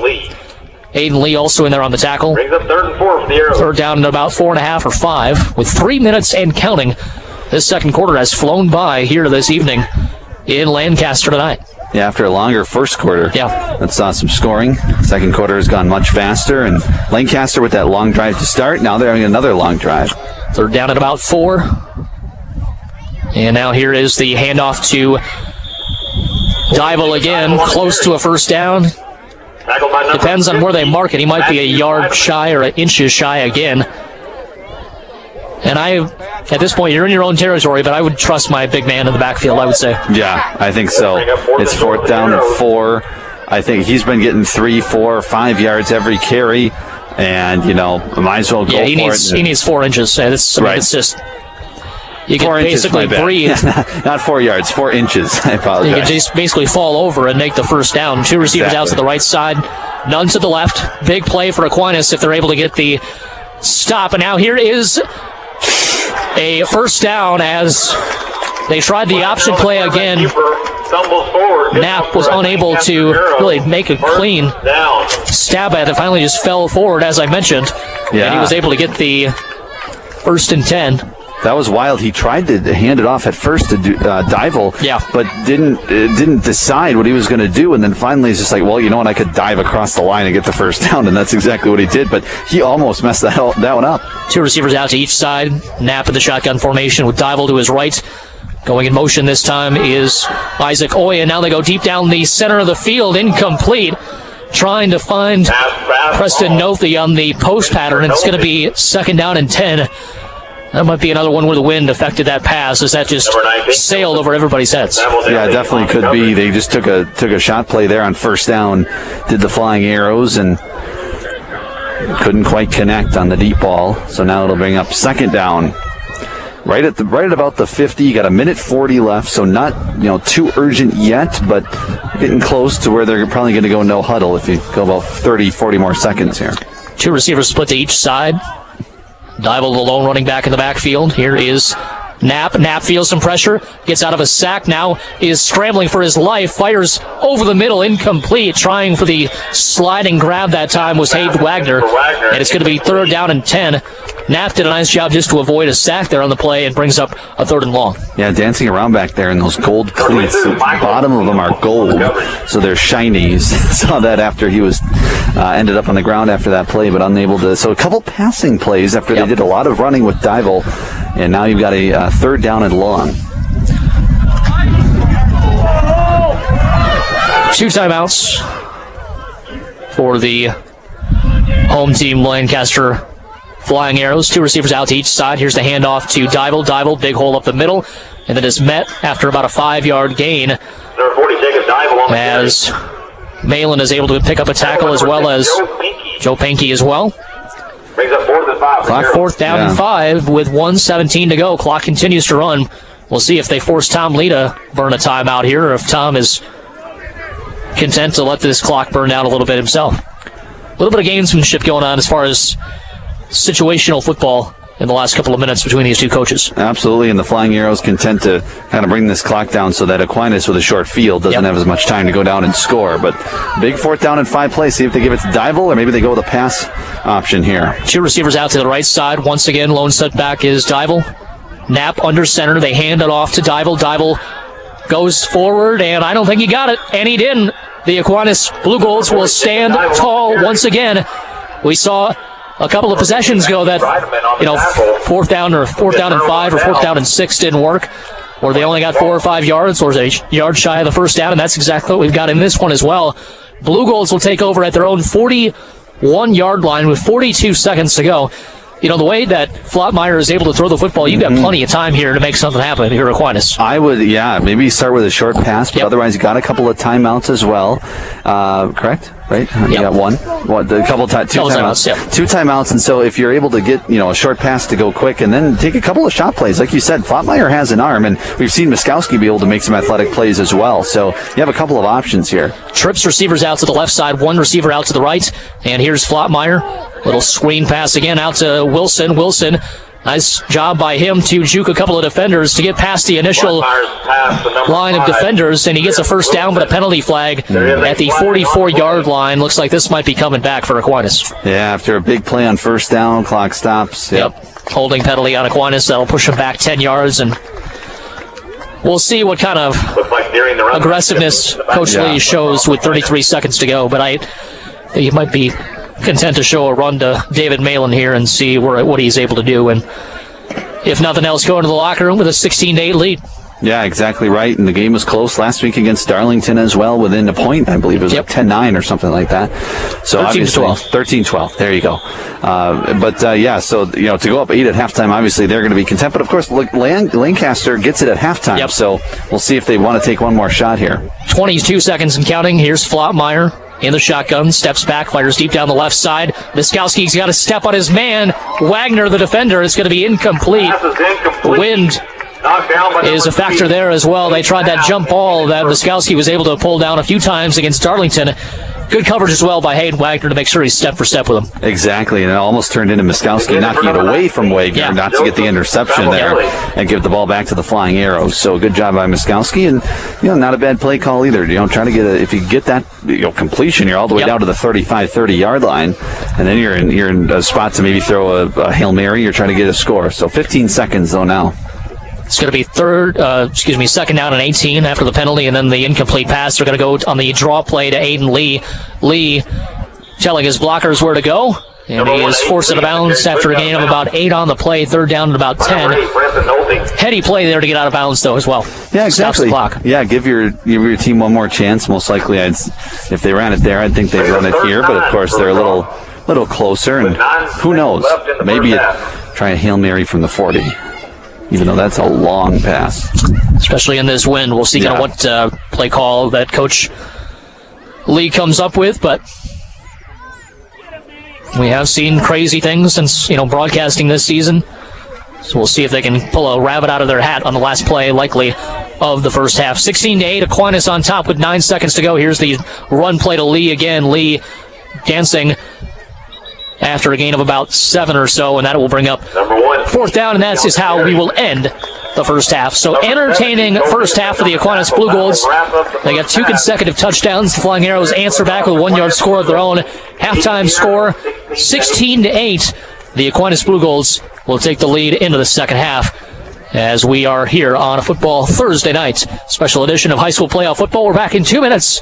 We'll have the first half scoring summary, and we'll discuss what we saw in the first 24 minutes. We're back after this. You're listening to the high school football playoffs right here on WKTY. 'Twas the time before Christmas, a Christmas most sour, with local businesses, it seemed, closing by the hour. The people of La Crosse just wanted to shop with ease, so they went online and tippity-tapped on the keys. Little did they know, shopping local is a breeze. They can tippity-tap online, or shop in person if they please. For every $100 spent here, more than 60 of it stays here. Oh my goodness, that's quite a lot, said Cindy Lou, while she wrapped what she bought. And it occurred to the shoppers, each of these businesses and each of these stores is really made up of people and families, just like mine and yours. This is the time to eat, drink, and shop local. AroundRiverCity.com. Go there. Find a store. It's easy. It's local. And if we all do our part, this Christmas will prosper. And a whole lot more. The WKTY Sportscasters Club, proudly supported and sponsored by Schneider Heating and Air Conditioning, has given away over $100,000 to some of the top student athletes in the area. Students from schools like La Crosse Central, La Crosse Logan, Pullman, Onalaska, and others. Schneider Heating and Air Conditioning, we thank you and all of our Sportscaster Club members for helping us help the area's youth as they continue on their academic and their athletic endeavors. If you love Wisconsin sports, then you got to tune in every night for the Wisco Sports Show right here on WKTY. My name is Grant Bills, and I'm not going to hit you over the head with box scores and recaps and long, boring press conferences. You watch the games, you know the score, you know the players. So let's debate, let's argue, let's share our opinions, and most important of all, let's not take ourselves too seriously. The Wisco Sports Show with me, Grant Bills, weeknights 5 to 6 right here on WKTY. 96.7 FM, 580 AM. My name's Bryce Crowley. I'm a design consultant, project manager for Kitchen Solvers. And I'm Jim from Sign Pro. We've got both vans that we use to operate. Yeah, they're both wrapped. Good design is something we really appreciate. We've got big graphics on them, big colorful kitchen pictures that draw people's attention, and we have people call all the time. Yeah, we saw your van. We want you to come look at our kitchen. So, you know, Bryce, you bring up a really good point. You don't need a huge fleet to make vehicle wrapping effective. You have 2 vans wrapped, but they still really impact your image. Image is everything when it comes to a business. Get compliments on them all the time. A good vehicle wrap is an investment in your business. Most definitely investment. We get calls frequently that people saw our van, and that's how we get the word of mouth. Our 2 installers, yeah, they're in there every day, so it's pretty much home for them. Being able to look sharp going down the road is important to them. So to upgrade your company image and your mobile office, you know where to go. Go to a pro. Sign Pro. Call 782-3456.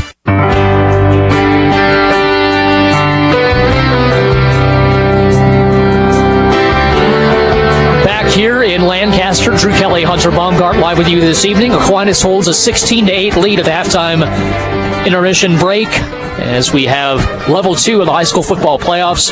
Aquinas gets here by defeating Darlington last week 34-25. Meanwhile, the Flying Arrows of Lancaster, Aquinas rather, did that by beating Darlington 34-25. Lancaster getting the win over Melrose Medoro 42-13.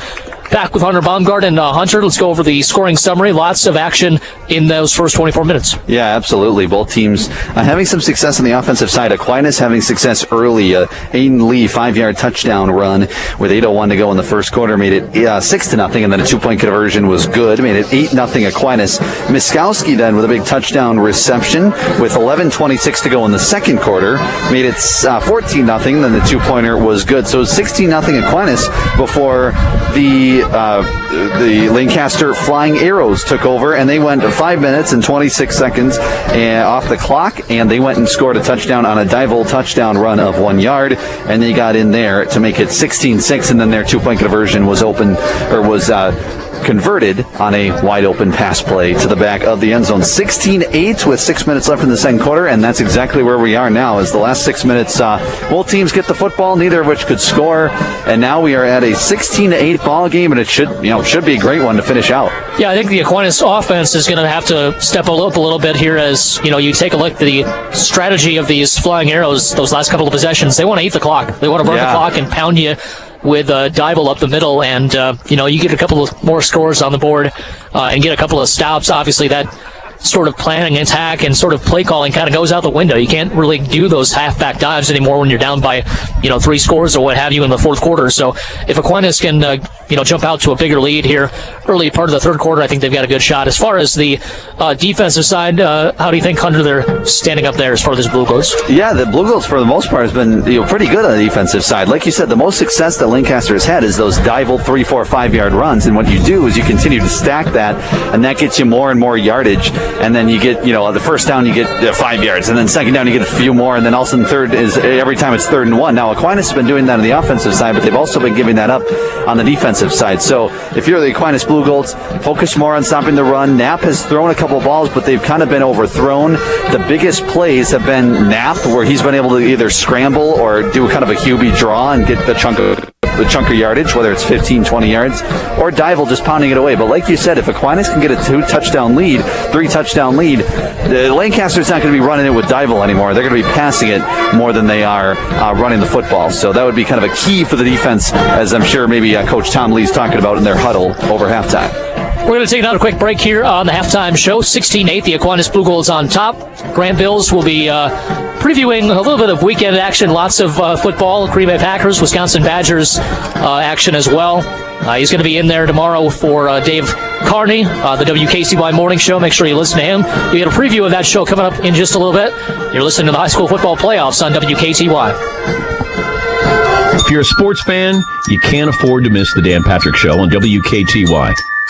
Let's bring in the very popular Nick Wright from First Things First on Fox Sports 1. Who is the best player ever, Nick? Dan, you know the answer to this. We know it's LeBron, and it is going to be, in 25 years, folks aren't going to believe we argued about it. It's like, well, one guy was bigger, he was faster, he was stronger, he did it longer, he did it in a tougher league. He did it when the rules were kind of designed against him. He did it over a far longer period of time. He scored more points. He was obviously the better passer. What were we arguing about? The 2011 finals. It is a meltdown. It is a giant blemish on the resume. But it's been a decade. And since then, he's played in the last game of the year every year, except for the year he tore his groin. Don't miss the Dan Patrick Show. Weekday mornings 9 to 11 on WKTY 96.7 FM, 580 AM. In sports, lots of things are memorable. Few things, however, turn into outright classics. WKTY is reliving some of the most memorable and downright classic moments in sports history with a weekly feature, the WKTY Classic Sports Moment, online at WKTYSports.com. Packers, Brewers, Badgers, Bucks, and other classic sports moments can be found each and every week with video and audio online at WKTYSports.com. Midwest Family Entertainment. I'm Brittany Stiles, the manager of Midwest Family Entertainment, and I would love the chance to chat with you about your big day. We want to be there for it, all of it. A lot of the process is pre-planning to be sure everything goes as smoothly as possible, and that's where I come in. We'll work together closely to make sure you get everything you want for your dance, dinner, music, ceremony, whatever you envision. Let's make it happen. Visit our website and click on reservations to connect with me. MidwestFamilyEntertainment.com.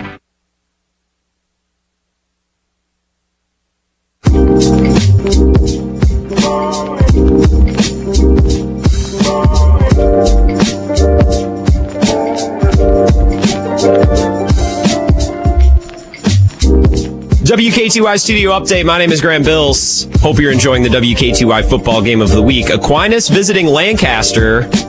Drew Kelly and Hunter Baumgardt made the drive, of course. They made it to Darlington last week. Lancaster, that's nothing. Blugolds lead the Golden Arrows 16-8. It's halftime. Aquinas with some exciting plays. Maybe it'll tighten up in the second half. Of course, if you're listening right now, don't forget you can stream at WKTYSports.com and on the WKTY app as well. And if you have a Fire TV, a Roku, an Apple TV, you can download the WKTY app for your smart TV as well. So then you watch it on the big screen. You don't want to watch it on your phone. That's lame. Gather around the family room, big screen TV, watch the second half. Big thanks to Firefighters Credit Union for sponsoring the stream, as they have done all season long, especially with games getting canceled and moved. We certainly appreciate their flexibility. The rest of the weekend, a couple of good games, including the Packers on Sunday. They play at 3:30, but the pregame will start at 1 o'clock. The entire Packers radio network, countdown to kickoff, Wayne Larrivee, Mark Tauscher, James Jones, you know the whole crew. 2 hours of pregame, 2 hours of postgame, so that should go until 9 o'clock, I believe, if I'm doing the mental math correctly, about 8 hours when all is said and done of Packers football broadcast on Sunday. The Monday night game, which we will carry the Westwood One broadcast with either Ian Eagle or Kevin Harlan. That's Monday night. The pregame will start at 6:30. That's Rams at Buccaneers. Rams coming off of a win over the Seahawks, and Tampa Bay just won in a shootout over Teddy Bridgewater and the Panthers. Yep. Tomorrow, no live sports on WKTY. Unfortunately, love CBS Sports Radio all day long. You can check our full sports broadcast schedule at WKTYSports.com, and of course the WKTY app will work as well. Let's get back to Drew. Let's get back to Hunter. I'm sure maybe they're scarfing down a hot dog, wasting time in the press box. Just a couple of minutes until kickoff to start the second half. Aquinas leading 16-8. Once again, video stream on the WKTY app, WKTYSports.com, on our social media channels, and you can download the app for your smart TV as well. Drew, Hunter, we're going to get back to you. Aquinas leading 16-8. Big thanks to Firefighters Credit Union for sponsoring the game. Enjoy the second half.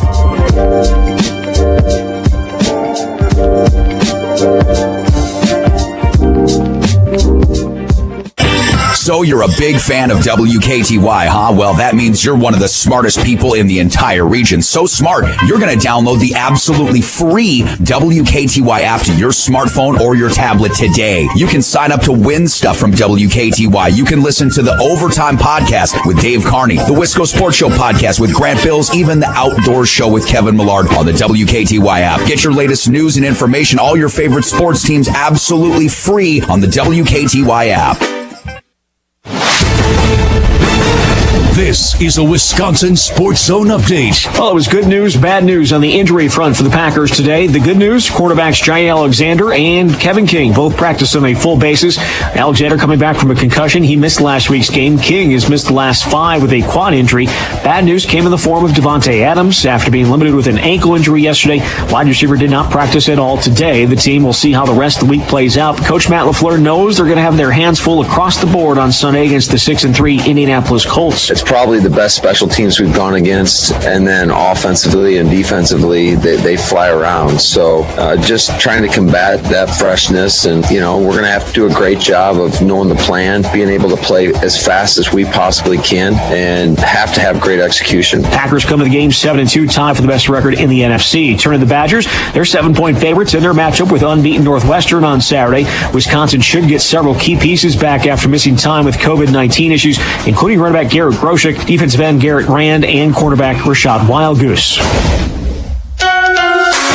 Rural Mutual Insurance, keeping Wisconsin strong. As the #1 farm insurer in Wisconsin, Rural Mutual Insurance is rewarding their farm policyholders for their loyalty and commitment to Wisconsin agriculture through their farm. Up to 5% back on your farm premium. Visit ruralmutual.com to learn how you could qualify. Rural Mutual Insurance, keeping Wisconsin strong. Well, the Brewers have promoted Matt Arnold to general manager. He had been assistant GM since 2015. David Stearns relinquishes that title, but will remain the president of baseball operations. And the Bucs reportedly going to waive Ersan Ilyasova. Ford was supposed to be part of a sign-and-trade deal with Sacramento for Bogdan Bogdanovic, but that has reportedly fallen through. With this Wisconsin Sports Zone Network update, I'm Zach Heilprin. Midwest Family. Instead of just creating ads, we create strategies. We don't simply want to put your business on the radio. My job consists of being a consultant. Every plan that we build is customized specifically for you. And that's across all platforms, including social and digital media, website design, and running radio ads. It's taking all those different pieces and then putting them together into a comprehensive plan. We want to discuss how we can help your business grow. We want to discuss your business. There's nothing more important to us than our advertisers' success. And that's why it is so awesome to have these great success stories. Just call one of our current clients and ask. Systematic solution for measurable marketing results. Midwest Family. Midwest Family. The WKTY Sportscasters Club, proudly supported and sponsored by Schneider Heating and Air Conditioning, has given away over $100,000 to some of the top student athletes in the area. Students from schools like La Crosse Central, La Crosse Logan, Pullman, Onalaska, and others. Schneider Heating and Air Conditioning, we thank you and all of our Sportscaster Club members for helping us help the area's youth as they continue on their academic and their athletic endeavors. The WKTY Sports Blast is now sponsored by our good friends at Blue Honey Biofuels, helping restaurants take their used cooking oil and turn it into renewable biodiesel for the state of Wisconsin and surrounding states. The WKTY Sports Blast, absolutely free to sign up for. Comes to your email once a day. No spam involved. Sign up right now at WKTYsports.com for the Sports Blast, brought to you by Blue Honey Biofuels.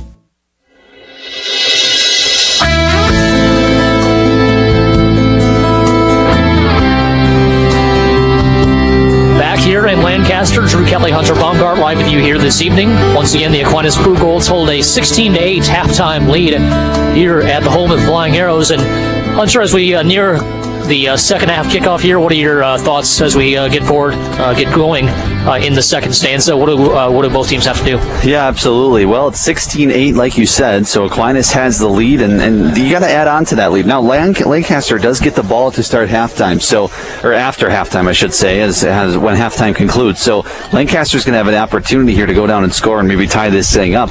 And if so, then it's anybody's ball game. But if Aquinas can get a stop here early, right, get a stop on the first possession, come down and score, score, they're putting themselves in a really good spot because they can run the ball as well. Aiden Lee has been successful tonight. Penke has been successful as well. So if they're in that position, that puts, that forces Lancaster to throw a little more, which I think they're less comfortable to do as opposed to maybe the option or maybe the run by Dival. So I think if you're Aquinas, stopping them on this first possession and then getting maybe a 2-possession lead is going to be big for you. And to be honest, Flottmeyer's looked good on the offensive side. He's thrown some good balls to Miskowski, wide receiver, Aiden Lee, and their other running back. Who's this other running? I can't remember his name now. Malin. Malin, that's who it is. I knew it started with an M. Malin has been good as well. So if they continue, get the lead and then continue to drain that clock with that run, they're going to be in a good spot. But this is the last half of high school football of the 2020 season.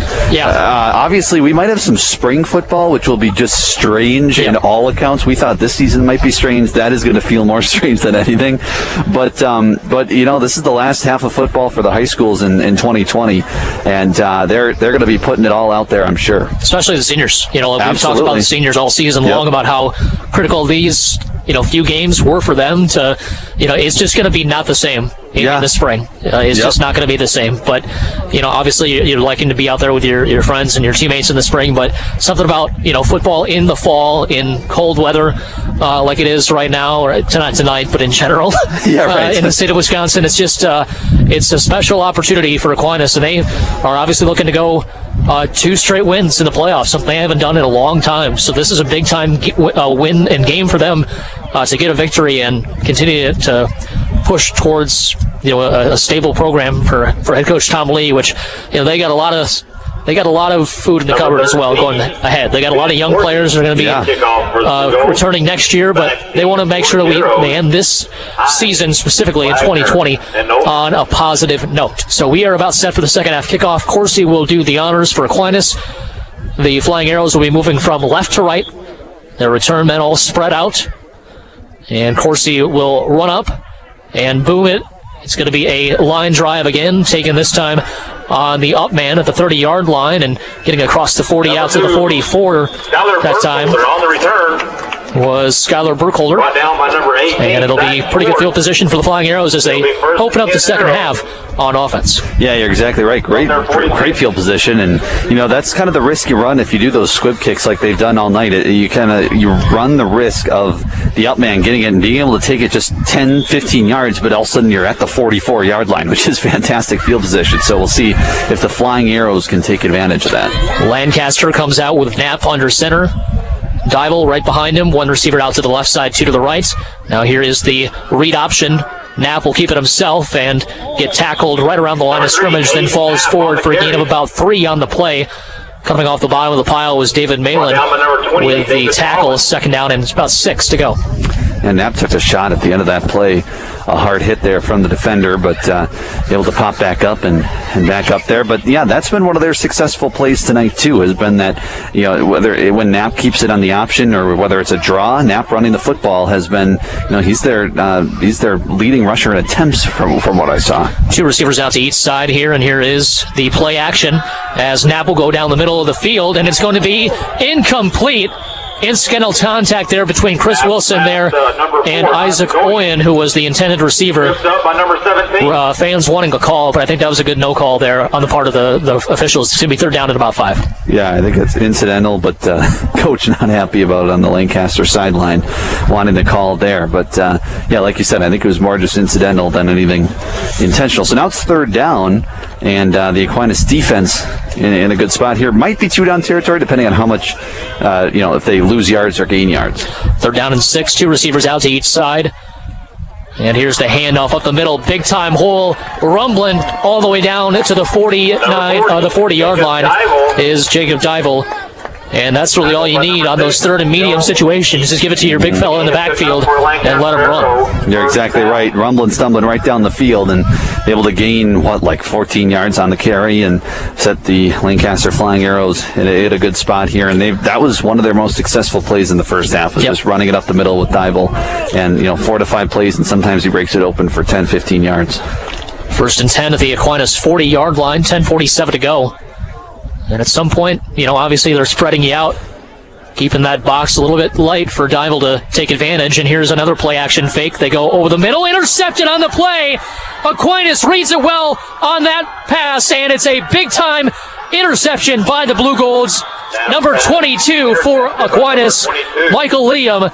He had some big-time plays, breaking passes up in the last game. This time he gets his hands on it for sure, and he takes it the other way with a big-time return. That's exactly what the Blugolds defense needed. You're exactly right. Just jumped in front of the pass, and then a big return as well. Didn't go right out of bounds or anything. Took it about 30 yards back the other way, and now Aquinas takes over inside Lancaster territory after the interception, and we talked about it last week, Drew, or we talked about it before the game about last week. Now we have a penalty? Black in the back on the return, so it still remains Aquinas football, just a matter of where that penalty occurred on the return. So obviously a little bit less positive field position for Aquinas, but the main thing is you do get the stop, you do get the interception, you get the turnover. Now you have a chance to make this a 2-possession lead again, and that obviously took only a minute and a half off the clock, but you got a lot of options at your disposal here on this possession. Absolutely, and they turned Darlington over 4 times, and that was one of the keys that Tom Lee said before the game. Coach the Aquinas Blugolds said, winning the turnover battle is going to be one of the keys to the game, and that's exactly what they've done so far tonight. They're winning it 2-0 in that aspect. 2 receivers out to the left side for Aquinas. Flotmeyer, the shotgun formation. Piskowski goes in motion from left to right. Play action fake to him, going deep down the left sideline for Wilson. It's going to be caught. Wilson inside the 35, down to the 32. He caught that pass despite a defender hanging all over him. That's going to be a holding or a pass interference penalty. Obviously declined as Aquinas with a big-time play. Yeah, exactly. Just despite the pass interference, he still was able to make the catch. And Chris Wilson has been just such a big part of their offense this season. And coming back from, he had a basketball injury last season, and so now coming back and playing football and playing football at such a high level on both offense and defense, he's been such a big part of this team. Great catch. Another one of those returning players for next year, as he is just a junior. Here is the handoff. It's Malin. Malin tries the right side, now bounces back up in the middle and picks up a nice gain inside the 30-yard line down to the 25. Pick up 8 on 1st and 10. And Malin proves that he not only has a power aspect to him, he's got some wheels as well if he gets to the outside. You're exactly right. And a couple of the plays early in this game in the first quarter got Aquinas to kind of get the edge and get some speed. And they have some speedy guys, especially Malin and Aiden Lee, that can get to the corner and get to the edge and make him pay. He's just a freshman. He's going to be back for the next 3 years for Aquinas. And here is the counter play this time. It goes with a nice successful play. It's Pankey. Pankey inside the 5, dives for the pylon. Do they say touchdown? It is. It's a touchdown for Aquinas, a 25-yard variety. Joe Pankey, speedster extraordinaire, was able to turn the corner to the left side of the field. And he dove for the pylon for a touchdown. Aquinas gets the turnover on defense and turns it into points. It's absolutely what you wanted as a start to the second half. You get the ball back, and within 2.5 minutes into the third quarter, the Aquinas Blugolds already up 2 possessions, and now it can kind of play the Blugolds. It could be their game now, right? Yep. They can play how they want to play on the offensive side, and that's gonna be big for Coach Tom Lee and the Blugolds. 2 receivers split out to the right side, shotgun formation of the 2-point conversion. Flotmeyer goes over the middle, incomplete. Good coverage on the play that time. It was number 8, Walter Burns, number 8. That was Preston Nothey on the coverage. So the 2-point conversion fails, but it is a 14-point lead for the Blugolds. 22-8, 9:36 to go, third quarter. Back in 30 seconds, you're listening to the high school football playoffs right here on WKTY. Midwest Family Entertainment. I'm Brittany Stiles, the manager of Midwest Family Entertainment, and I would love the chance to chat with you about your big day. We want to be there for it, all of it. A lot of the process is pre-planning to be sure everything goes as smoothly as possible, and that's where I come in. We'll work together closely to make sure you get everything you want for your dance, dinner, music, ceremony, whatever you envision. Let's make it happen. Visit our website and click on reservations to connect with me. MidwestFamilyEntertainment.com.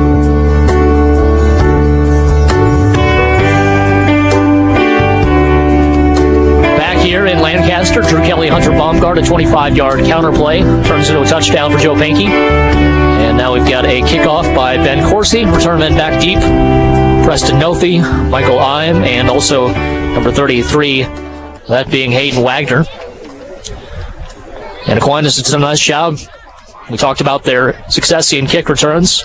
Blugolds have not allowed a return by any of them here this game. It's just been line drive, low kicks, and the upmen have had to field most of these so far. 24-8 the score, 9:36 to go third quarter. 22-8 rather. Here's another low line drive kick. It's going to be taking a few hops and taken by Nothi. Nothi picks it up, and now he's got some space out in front of him, trying to get the angle to the corner. He's out across the 40-yard line and finally wrestled down at the 31-yard line of Aquinas. Hunter, we talked about their explosiveness and their threat on the return game.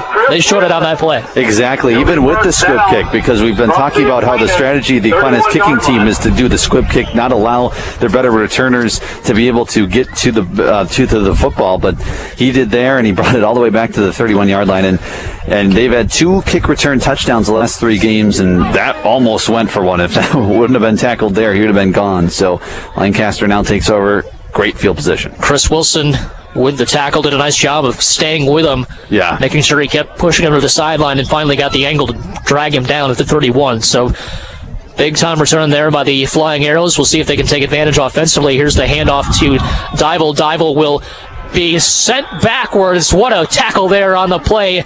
Joe Pankey is just completely fired up there on that second on his defensive side, and he should be. It's just a giant mismatch size-wise. He gets lower than the running back, though, and just takes him down with a big-time hit. Exactly, and he should be fired up after making a sort of play like that. Now it's a second down and long scenario, only a gain of 3 there.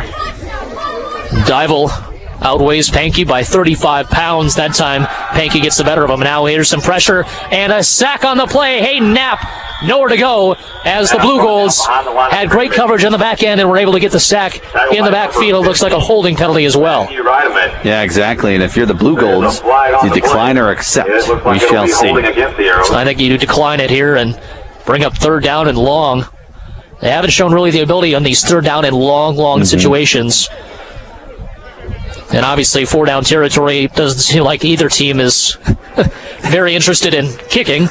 And they are going to accept the penalty from the spot of the foul. So it's going to be second down and a mile with 8:46 to go here on the clock in the third quarter. See officially where it is. You're going to have to get to Fenimore to get to a first down. 23 yards to go. So second and 23 at the 44-yard line. 8:38 to go here in the third quarter. Good old second and 23. 2 receivers out to the left side, 2 to the right. We'll see what's kind of in the playbook for this sort of situation. I'll be thinking it's fairly slim pickings. Here's the handoff up the middle to Dival. Dival, not much going in the middle of the field. Had to bounce it out to the right side. And once again, the Aquinas Blugolds able to corral him after a gain of about 4 on the play. And Pankey as well as Malin in there for the stop. It's third down and about 19 after that pickup. You know, I don't mind the decision there by Coach Lee, because I think part of the reason is they haven't been, like you were just mentioning, the third and long scenarios, they haven't been good. They just haven't been able to get huge plays really at all, especially their passing game. So, sure, you can give up a couple of 5-yard runs by Dival, but that'll only get you to, like 4th and 13. So, kind of like the decision by Coach Lee. 2 receivers out to the right side, 1 to the left. Knapp will go down the left sideline, and a miscommunication as he was going for Preston Nothi. Good coverage to stop the route there, essentially. And it's going to be 4th down and long. And it looks like a punting situation here for the Flying Arrows, trying to pin the Blugolds back deep. Yeah, you're exactly right. And Aquinas doing what they wanted to do. Get the stop, a big kick return, got them to the inside, what was it, like 31-yard line. Yeah, inside the 35 to the 31-yard line to start this possession. And all they went was 10 yards back. So Aquinas aided by a penalty, but also very, very good on the defensive side on that drive. Miskowski and Aiden Lee back to receive the kick. They're standing at their own 10-yard line right now. And here is the punt. It's going to be Nothi. It's a spiraling kick that is angling to the far sideline out of bounds. Now the ref will mark off where he thinks it finally did pass that sideline. It will be the 20-yard line, so essentially a touchback for the Aquinas Blugolds. So that's where the Blugolds will start their next offensive possession. As you said, Hunter, a really good defensive stand there after that long punt return, or kick return rather. And now you get your offense back out there and see if you can run a little bit of clock here. Yeah, run a little clock, and also if you score in this possession, you really blow this game open and put yourself in a great spot to be able to take this last game of the season over the Lancaster Flying Arrows. So this is a big possession, especially for the Lancaster defense, and I bet their coaching staff is thinking the same thing. One receiver out to each side, wingback lined up left side. Here's Malin on the draw play. He's going to take it off the left edge and get about 3 on the play. 2nd down and 7 upcoming. Patient run, just not a whole lot of blocks there out in front. Gets what he can. Yeah, you're exactly right, and still able to get a yard or two. But that's been few and far between. Most of their runs have been very successful for Aquinas, other than even more than 3 yards. 3 yards is still 3 yards, but they've been very successful. 2nd down and 7 after the pickup on 1st and 10. Here's the counter play to Pankey. Pankey trying to get the edge. Has some blocks out ahead of him. Just basically steamrolls a couple of defenders out across the 35 to the 36-yard line. That's a gain of 13 on 2nd and 7. And he continues to impress running the football. He does. Talking a little smack there at the end of the play as well. And I think his teammates are like, okay, we don't need any of that. We're up 14. Let's not have any silly penalties right now. One receiver out to the right side and one to the left. Miskowski to the left.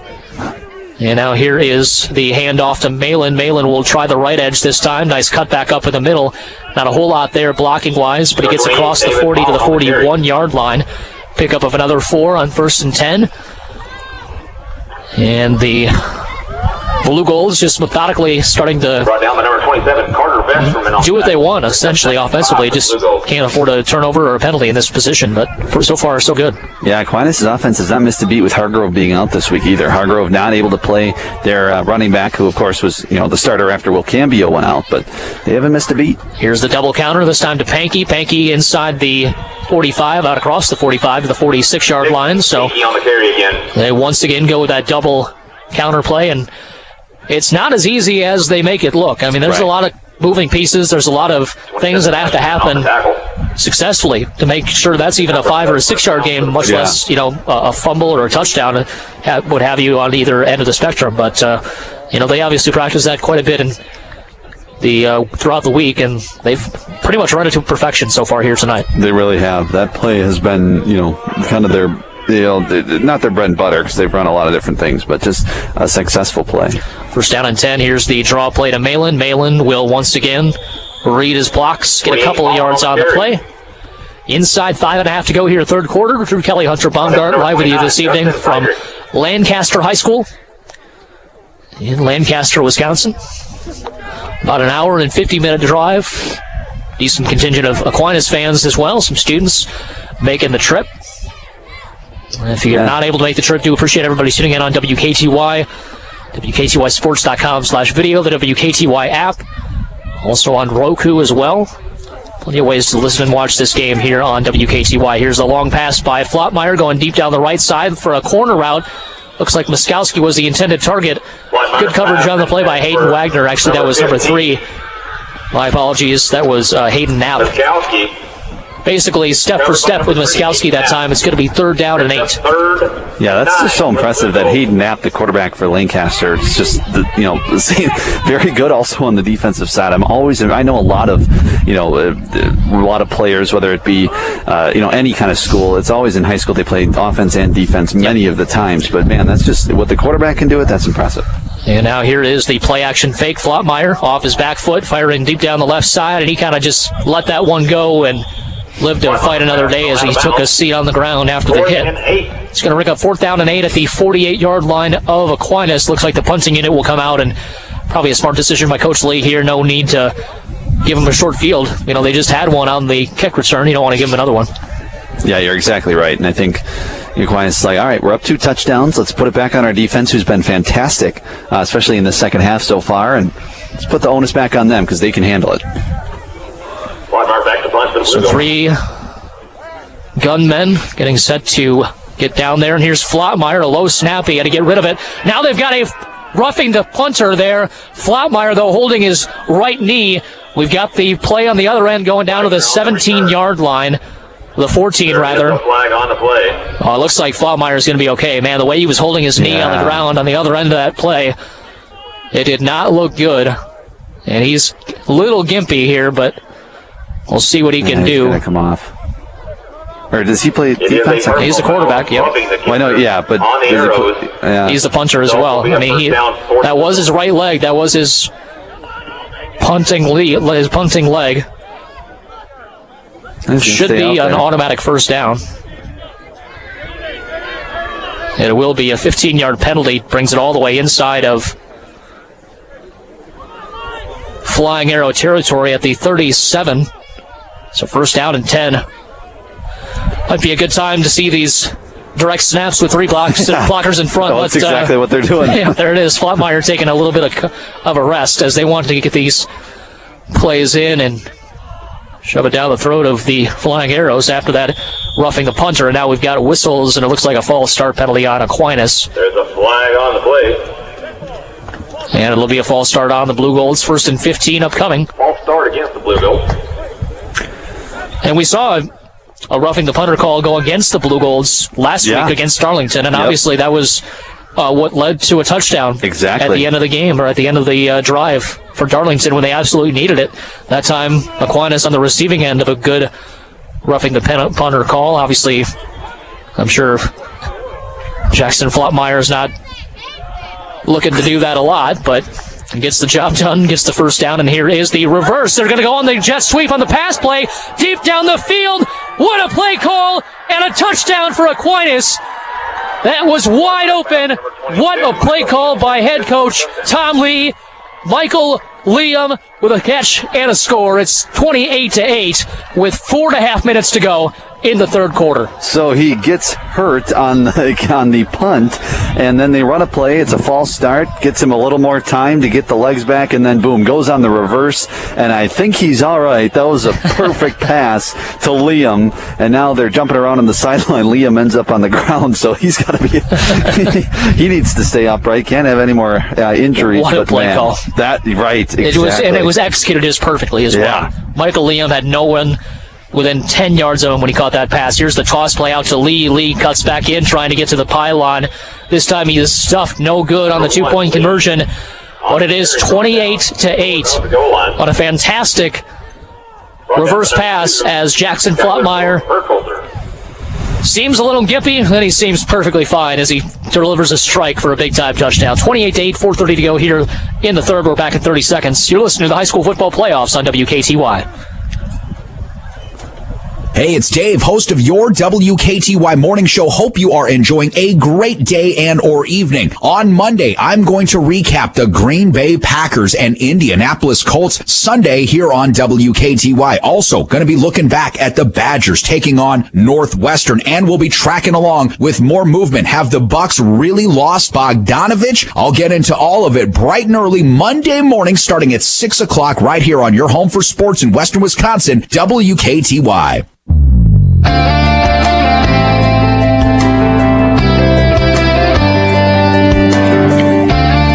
Back here at Lancaster, Kelly and Hunter Baumgardt live with you here this evening, and we don't want to say that was a dagger, obviously, with 4.5 minutes to go in the third quarter, but that was a gut punch, if you will, for head coach Tom Lee.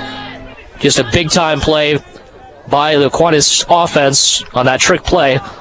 And it brings it to a 20-point advantage with 4.5 to go third quarter. Yeah, you force Lancaster to kind of do what they don't want to do necessarily, and that's pass the ball more and have to score quickly. The Aquinas defense has been really good, turning them over on those opportunities, like Knapp throwing a pick, a couple of possessions ago. So Aquinas is really in the driver's seat here, and they're going to continue to try to play real well on the defensive side, too. Here's the line drive again. It's going to take a few hops. Wagner will pick it up from his shoe tops at the 25-yard line to get across the 35, and it's finally wrestled down at the 37-yard line. And there is a flag. What happened there? A late flag came in. I think Liam with a late hit there on someone. Hal Keppel. And the fans obviously reacting, as you can hear down below us. Unsportsmanlike conduct on the Aquinas Blugolds. So that was Liam with a late hit. And was watching the end of that play, did not see the hit. Obviously, if you're head coach Tom Lee, obviously you want the excitement and you want the fire and energy, but you want to play smart as well. Still got plenty of time in this game. Cannot be affording to give free yardage away. And momentum as well. Some of those things can, change the momentum. Aquinas had every bit of momentum after that trick play. Now some of it goes back to the flying arrows, and that can add up. 2 receivers out to each side for Lancaster. 1 back of the backfield, and here is the swing pass on the screen, out across the 45 down to the 44-yard line. Michael Ime with a catch. Gain of about 3 on the play. 4:10 to go. Great job by the Blugolds swarming to the ball there, right away, and they're able to hold that play to a 3-yard gain. A lot of those times in high school, those kind of screen plays can go for more than 3 yards, but good job by the Blugolds defense. 2nd down and 7. 1 receiver split to each side, wing back left side of the line. Here is the option play. They're going to go to it. Michael Ime gets the pitch, and he has his legs taken out from underneath him. That's a 3-yard loss, played perfectly by the Aquinas defense. Liam right there again. That guy's all over the place right now with that touchdown catch.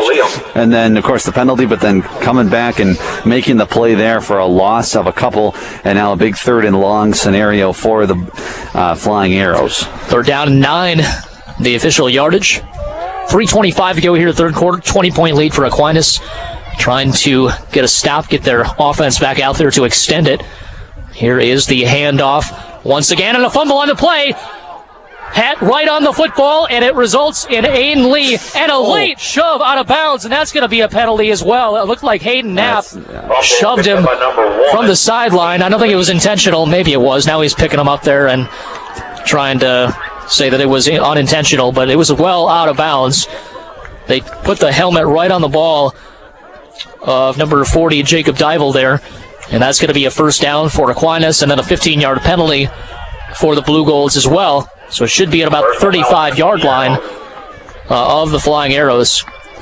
And Aquinas again with another turnover. That's 3rd. Yep.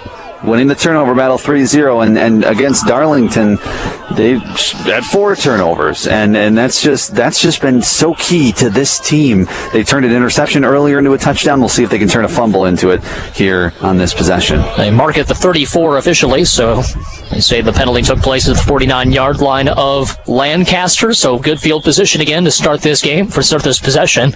2 receivers out to the right side, and now here is a fake handoff, and Flottmeyer in trouble. He's going to get dumped to the backfield for a loss of about 6 down to the 45-yard line. That play just did not look right from the beginning, and it's 2nd and long. Yeah, Flottmeyer must be feeling okay if he can run around like that, and they call a play where he's going to try to run the football, which that's what it looked like, unless it was a completely blown up play. But taking the sack. Clock continues to roll. Nothing too bad there, but you did lose 11, so it's 2nd and 21. Just got to avoid those turnovers at this point in the game. Obviously, they're sitting pretty. Just don't want to give them those easy mistakes right back. And now here is a counter play. It's David Malin losing the football. I think he got back on top of it, though. So we've seen that a couple of times where they've had some issues with the exchange between quarterback and running back. That time, again, Malin having to dive back on top of it to avoid another turnover. Yeah, exactly. And you just said it. I mean, you don't want to turn the ball over. You don't want to give them anything free. And so now a big 3rd and 22. So, maybe you put it in Flottmeyer's arms and see if he can throw a deep pass here. Forgot to knock on wood. That was the issue. We got plenty of wood around us. Right. I should have known. Banky in the shotgun formation. Here's Flottmeyer on a throwback pass to Savoldelli. Savoldelli had a block. Now he's got a lot of room ahead of him and nobody in front of him. To the 10-5 touchdown. They faked the pass to the right side. Everybody left alone Savoldelli on the left side, and a big-time block by Rudeman to spring him. He basically just got in the way, and that's all that he needed to do.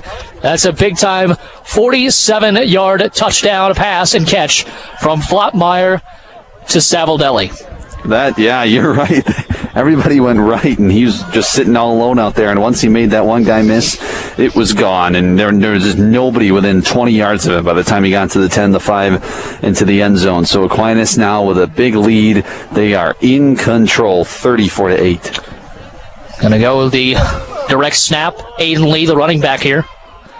And they'll go to him, and they'll go to the right side. He faked going towards his blockers, and now Aiden Lee once again getting to the pylon, and it's going to be converted for a 2-point conversion. 36-8 with 1:43 remaining here in this third quarter. And just like the Darlington game, when the points come, they come in bunches for the Aquinas Blugolds. We're going to take a 30-second break. We're back after this. You're listening to the high school football playoffs right here on WKTY. Hey, it's Dave, host of your WKTY morning show. Hope you are enjoying a great day and or evening. On Monday, I'm going to recap the Green Bay Packers and Indianapolis Colts Sunday here on WKTY. Also, going to be looking back at the Badgers taking on Northwestern, and we'll be tracking along with more movement. Have the Bucks really lost Bogdanovich? I'll get into all of it bright and early Monday morning starting at 6 o'clock right here on your home for sports in Western Wisconsin, WKTY.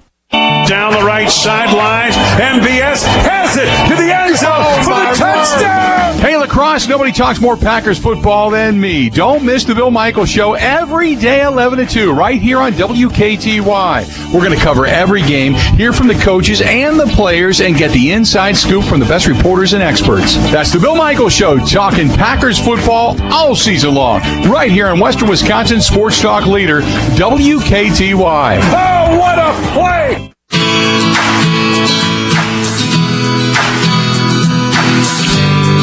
Back here in Lancaster, Drew Kelly, Hunter Baumgardt, 20 unanswered points here in the third quarter by Aquinas. There's a line drive kick taken by Nothi. Nothi with a head of steam. He was the one that had a big return previously. This time he's barely tripped up as he gets across the 40 down to the 41-yard line. And the defense turning into offense has been the main focal point of this third quarter, I think, for the Aquinas Blugolds, and it's just turned out beautifully for them. Yeah, they've scored 14 points off of turnovers in this third quarter alone, and that puts you at, from 22 to 36, and that takes Lancaster off any points as well. This could be, maybe a 22-15 kind of ball game if not for those turnovers. So Aquinas has been able to force an interception, a fumble, and return those as well on both the interception and the fumble. Here's the read option as Knapp will pitch it out to Ime. Ime makes the first man miss and gets undercut at about the 48-yard line, so pickup of 7 on first and 10 rather. It's going to be second down and 3.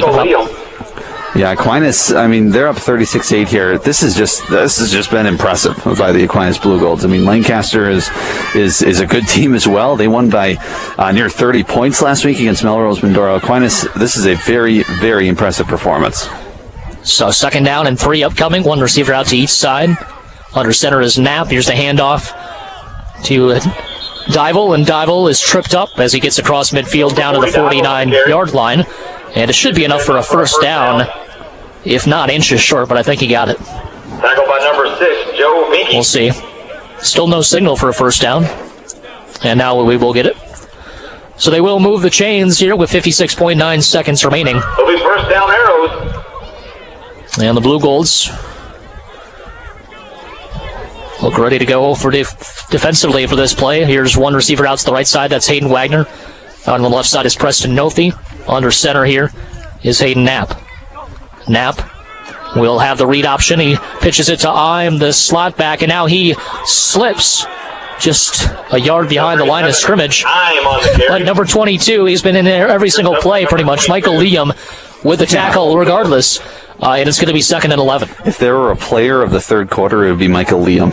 That guy's, like you said, been all over the place. He caught the big touchdown catch from Flottmeyer on that reverse. And got the interception. Got the interception. There, player of the quarter, Michael Liam, number 22 on Aquinas. 2 receivers left, 1 right. Here's Knapp under center, hands it off to Dival. Dival goes ahead across the 45-yard line down to the 43. He needs about 4 more yards here on third and medium. And that is obviously going to be 2-down territory, as will each and every possession, I think, for the rest of the game here for the Flying Arrows of Lancaster. End of the third quarter, big-time quarter for the Aquinas Blugolds. They lead now 36-8. We're back for the final stanza of the 2020 season after this. You're listening to the high school football playoffs on WKTY. Midwest Family Entertainment. I'm Brittany Stiles, the manager of Midwest Family Entertainment, and I would love the chance to chat with you about your big day. We want to be there for it, all of it. A lot of the process is pre-planning to be sure everything goes as smoothly as possible, and that's where I come in. We'll work together closely to make sure you get everything you want for your dance, dinner, music, ceremony, whatever you envision. Let's make it happen. Visit our website and click on reservations to connect with me. MidwestFamilyEntertainment.com. If you're a fan of Wisconsin sports, then don't miss the Bill Michaels Show on WKTY. From border to border, we've got Wisconsin sports covered. Packers, Brewers, Badgers, Bucks. We'll bring you the latest on your favorite team along with expert guests. And we'll make some time for your opinions as well. Just give us a call. The Bill Michaels Show, weekday afternoons from 11 to 2 on Western Wisconsin sports leader, WKTY, 96.7 FM, 580 AM.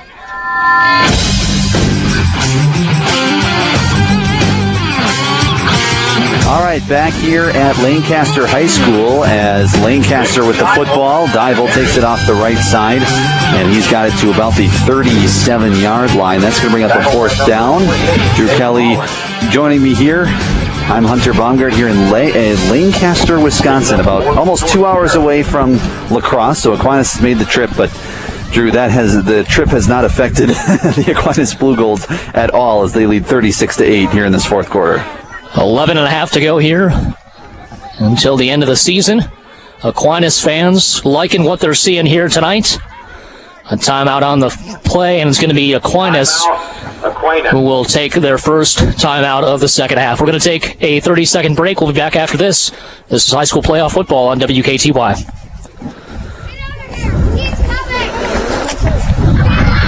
Midwest Family Entertainment. I'm Brittany Stiles, the manager of Midwest Family Entertainment, and I would love the chance to chat with you about your big day. We want to be there for it, all of it. A lot of the process is pre-planning to be sure everything goes as smoothly as possible, and that's where I come in. We'll work together closely to make sure you get everything you want for your dance, dinner, music, ceremony, whatever you envision. Let's make it happen. Visit our website and click on reservations to connect with me. MidwestFamilyEntertainment.com.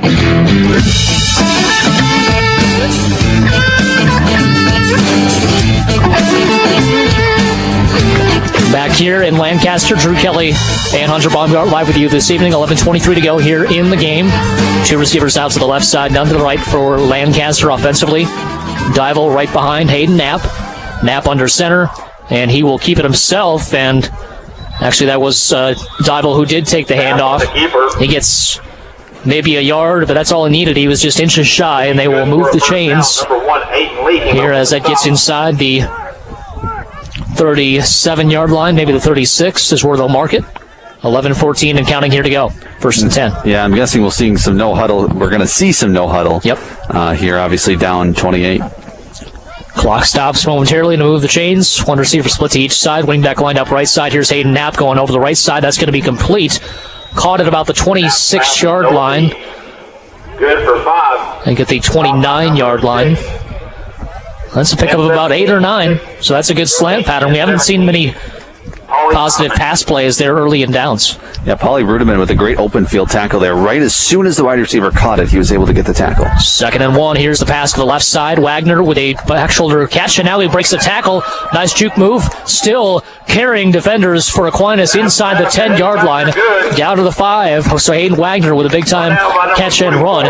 Finally, drug out of bounds by Pearson Fian. And it'll be 1st and goal for Lancaster with 10.5 to go in the ballgame. Well, if they want to make this interesting, they're going to have to score and score fast. So they're going to score in the next couple of plays. But, yeah, that'll help. Two receivers out to the right side, one to the left.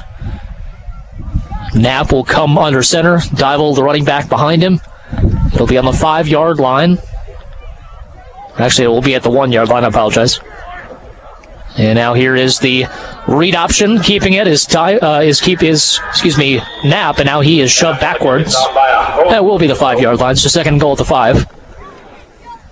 9:59 to go here. Dival's been getting 3-4 yards every carry. It's puzzling why you wouldn't go to him there.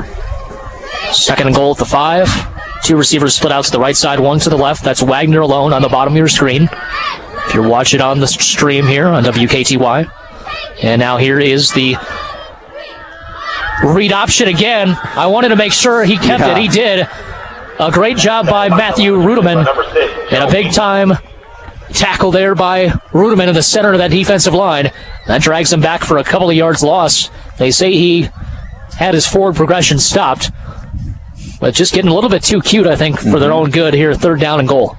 Yeah, like I said, Dival's been getting 3-4 yards, 2 plays and you're in. So it's puzzling why they continue to do the option, and it keeps going the opposite way that Flying Arrows want to go here. Aquinas will take it. 3rd down and goal at the 6-yard line. Here's the quick slant pattern, incomplete. Diving for it that time is Wagner, unable to come up with a catch. That brings up 4th down and goal at the 6-yard line. So a big time down here for the Aquinas defense. If you can get a stop, I mean, that's just almost shocking, given the way that drive was going for the Flying Arrows.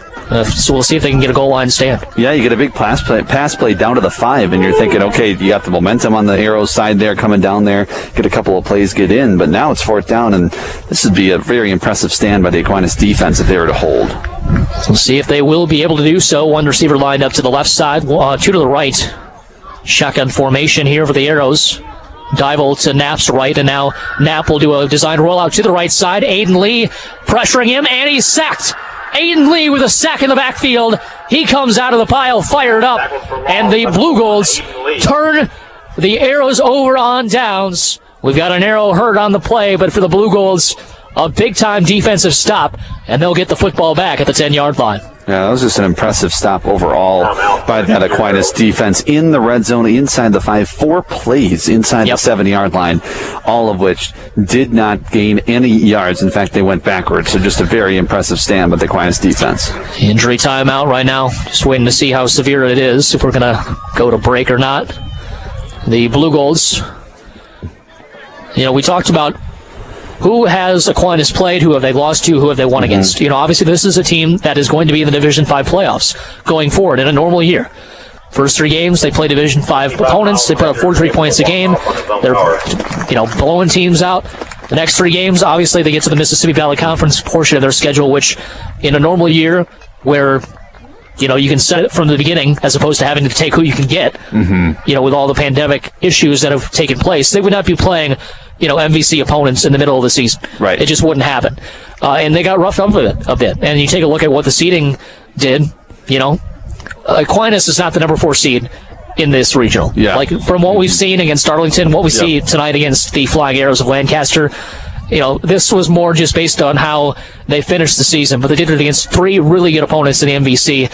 And Aquinas just struggled. But you see what they can do here tonight against even competition. And what they can do is a big-time run again by Lucas Beck this time. First time we've called his name tonight, as he coves around the left edge and takes it across the 25 to the 30-yard line. Big-time play there on the counter. Yeah, everybody getting in on the action now. Flatmeyer still a little hobbled back there. Got a little limp to him as he's walking around, but he has to do for the rest of this game is hand off, turn around and hand the ball off. So I think he's going to be all right to do that and finish this one out. But you're exactly right. I mean, Aquinas is shown to be the best in this region or section or pod or whatever, what have you, even as the 4 seed. It'll be the counter this time the opposite way to Beck as he is swarmed under. Kind of slipped on the play. Got back, I think, to the line of scrimmage. It should be second down and 10. And Hunter, you take a look at a normal season, this would obviously be level 2. I think it's 4 levels, right? And then the championship game, if I'm not mistaken. I think so. You wonder how long this ride could have lasted for Aquinas, because obviously the injuries have taken the toll. The attrition has taken its toll, and obviously you would have run into a little bit more heavy competition. But this is a talented Aquinas team, and you take a look at what they bring back next season. It's going to be a fun ride for these Aquinas Blugolds fans, and obviously we hope that football happens next fall, which it's a long way till then. Let's just get through 2020 first, but 2021 seems to be pretty high for the Aquinas Blugolds as far as the expectations for them for football. And here is the handoff to Malin. Another nice patient run there as he squeaks through a hole along the left side of the line. Picks up about maybe 1. Should be 3rd down and 9 or so.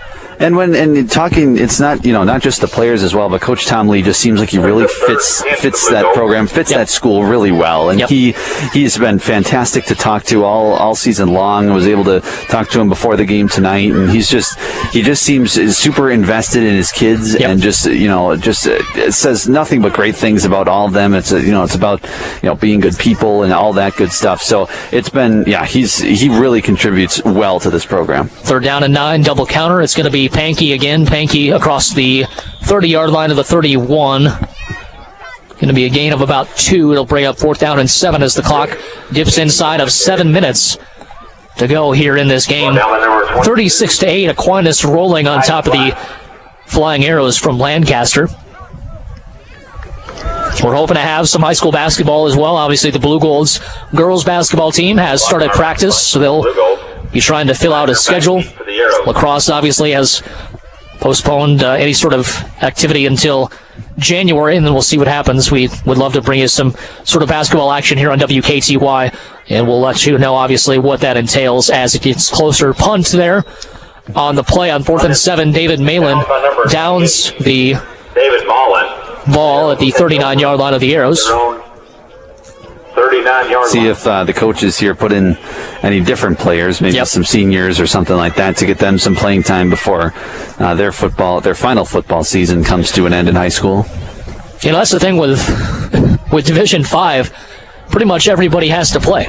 As far as the roster size, everybody's pretty much been out there, at least at some point here. So we'll see what they end up doing. I do see a couple of new faces. Savaldelli as the cornerback on the bottom of your screen if you're watching the stream. A player comes on late for the Flying Arrows. And that is number 2. That's Skylar Burkholder. He's a junior. And now here is a play-action fake going deep down the middle of the field. It's going to be just over the outstretched hands of Preston Nothey. That's the just out of the reach. Best ball we've seen Hayden Knapp throw here tonight. It's going to be 2nd down and 10, all for naught. Yeah, just over the outstretched arms of the wide receiver, and like you said, best throw we've seen. And deep balls haven't been too accurate tonight, which hasn't allowed them to, get any big plays via the passing game. But otherwise, some of the big plays have come just from screen passes or short passes that turn into yards after the catch. But and the wind seems to have died down at least a little bit here. Yeah. So might be trying to adjust to the wind, which has now died down. 2nd down and 10, it's Knapp. And he tries the option himself. He keeps it himself. He goes for a big-time gain inside the 45, down to the 42-yard line. And a late flag on the play. Number 1. It seemed like a fairly standard tackle. Maybe a face mask? Yeah. I wasn't sure if it was going to be face mask or a late hit. I didn't think it was really much of a late hit. We'll see. It is a face mask. Okay, that makes a lot more sense. Yeah. And it did kind of come out at the very end of the play, so we just wanted to make sure kind of what that call would be. And it was a 15-yard penalty on Aiden Lee. That moves it inside the 30-yard line of the 28. 6:15 to go here in the 4th quarter. 2 receivers out to the right side and 1 to the left. Under center is Hayden Knapp. Right behind him is Skylar Burkholder. And now here is Knapp, the quick screen pass out to the right side. They're trying to get the receiver with some space ahead of him. Who else on the tackle but number 22, Michael Liam. And holds him to about a 3 or 4 yard gain, 2nd down. It's been the open field tackling has been really impressive by the Aquinas Blugolds tonight. That's been one thing as well that has just been impressive. Just getting, whether usually on those screen passes where they can go for 8-9 yards just because it's hard to tackle once they get going, but just great open field tackling by the Blugolds. 2nd down and 10 at the, or 2nd down and 7 rather, at the 22, and now they go up the middle. Not much going there for Burkholder. As he will pick up maybe 1 on the play, or 2. 3rd down and about 3 coming up. Riley Clark on the stop for Aquinas. 5:20 remaining here on WKTY, 36-8. Aquinas with the lead.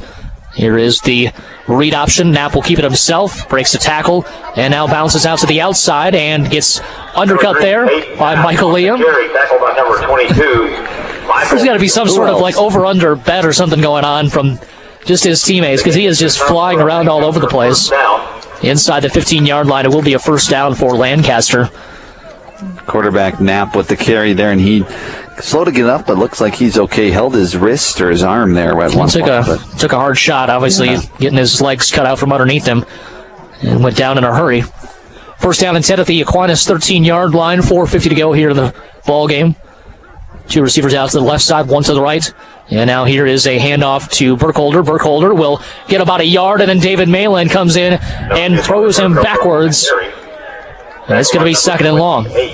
That's a nice form tackle by the freshman there. He wrapped up and drove him to the ground. That's exactly how you want to do it. You're exactly right. And that was, last time the Flying Arrows were down here, they, of course, went 4 and out from the 5, 6, 7-yard line. Yep. So see if they can put the ball in the end zone. Haven't scored since the first half. 3 receivers out to the left side, 1 to the right. They threw a screen pass out to Nothi. Nothi had some blockers out in front of him. Aiden Lee, though, able to get behind him and picks up the tackle. Maybe a gain of about 1 on the play, so it's going to be 3rd down and 6 at the 9-yard line. Can you get a first down without getting a touchdown here? Hayden Wagner lined out to the right side for the Arrows. 1 receiver out to the left side as well. Burkholder behind Hayden Knapp. Now they do the fade pattern to the receiver on the right side. That's Wagner, and great coverage that time. I think that's Michael Liam again. You bet. Right there, breaking it up. Yeah, Salvadelli in the area, but Michael Liam, the main guy there. Salvadelli also there as well. 4th down and 7. You got to get to about the 1 or 2 yard line. 4th and 7 at the 9. See if Aquinas can hold a 4 and out once again inside the red zone like they did earlier in this half. Again, the halftime score was 16-8. And now we've got 36-8. Here's the option again. They're going to go to the pitch play. It's going to be basically a fumble recovery, and we got a big-time run back, and that's going to be another Aquinas score to the 30, to the 20, 10, 5, touchdown Blugolds. A 93-yard return for a touchdown. Riley Clark read that perfectly with a pitch. They went to Burkholder that time. He basically caught it out of the air. He did, yeah. And was able to take it the rest of the way. The big fella showing off the speed. It's 42-8, 3:29 to go here in this ball game. Never even touched the ground, just with the hit, and then the ball comes out, grabs it, goes all the way the other way with it.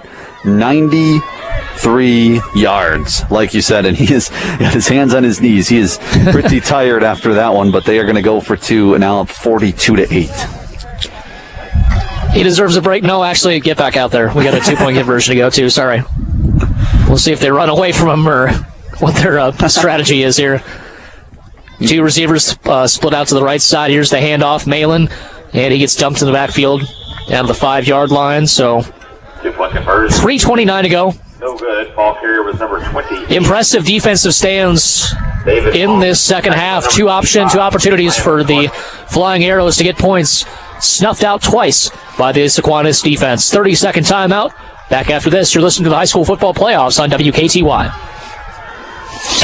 So you're a big fan of WKTY, huh? Well, that means you're one of the smartest people in the entire region. So smart, you're going to download the absolutely free WKTY app to your smartphone or your tablet today. You can sign up to win stuff from WKTY. You can listen to the Overtime Podcast with Dave Carney, the Wisco Sports Show Podcast with Grant Bills, even the Outdoor Show with Kevin Millard on the WKTY app. Get your latest news and information, all your favorite sports teams absolutely free on the WKTY app. Hey, it's Dave, host of your WKTY morning show. Hope you are enjoying a great day and or evening. On Monday, I'm going to recap the Green Bay Packers and Indianapolis Colts Sunday here on WKTY. Also, going to be looking back at the Badgers taking on Northwestern, and we'll be tracking along with more movement. Have the Bucks really lost Bogdanovich? I'll get into all of it bright and early Monday morning starting at 6 o'clock right here on your home for sports in Western Wisconsin, WKTY.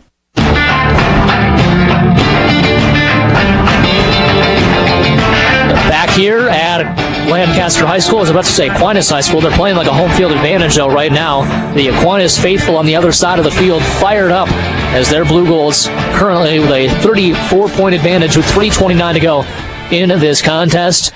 It's going to be a pooch kick. This one taken on the run by Wagner. Wagner is stoned at about the 37-yard line and pushed backwards.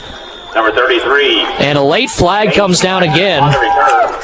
Tackle by number We'll see what the call is. Obviously, the Blugolds were excited to get that tackle, and they're up by 34 points. I think Tom Lee's kind of like, what? It's a personal foul on Aquinas. And that's going to be 15 yards from the spot of the foul. Huh. And you just don't want it to obviously get out of hand. Obviously, is everything. It's a 34-point game. Yeah. Obviously, Aquinas is basically doing whatever they want, but there's been quite a few kind of late hit, unnecessary roughness penalties in the last, 5-6 minutes of this game. Personal foul for unnecessary roughness again. Yeah, you just got to be careful. Obviously, you want to err on the side of, throw a flag just to make sure things stay under control. So that understood there. I think that's more. Yeah, I think that's basically the flag. It's like, all right, we're not going to have any sort of even inkling of things getting out of hand as far as unsportsmanlike conduct, and that just kind of brings a cap to everything. 2 receivers out to each side. Dival back in the backfield as he runs up the middle, big time hole between left guard and center, and he picks up a first down, 11 yards. Lancaster arrow, first down. And that's why it's even more confusing. Just kind of what they're, the flying arrow is getting inside the 10-yard line and then going away from them. 2 receivers out to each side again. Both possessions, both times. Yep. Dival on all fours of the backfield, and here is the pass play complete. Out across the 30-yard line, still on his feet that time, trying to drag defenders is number 4, Isaac Oyen. And that's going to be about a 5 or 6 yard gain. He'll make it about 7 or 8, actually. My apologies.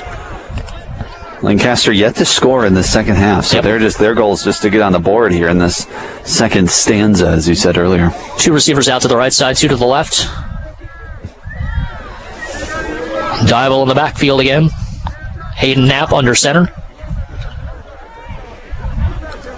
And here is the read option. It's going to be, I think that's kept by Knapp. Yep, he did keep the football, and he's able to pick up a first down. Only needed 1, got about 3 on the play.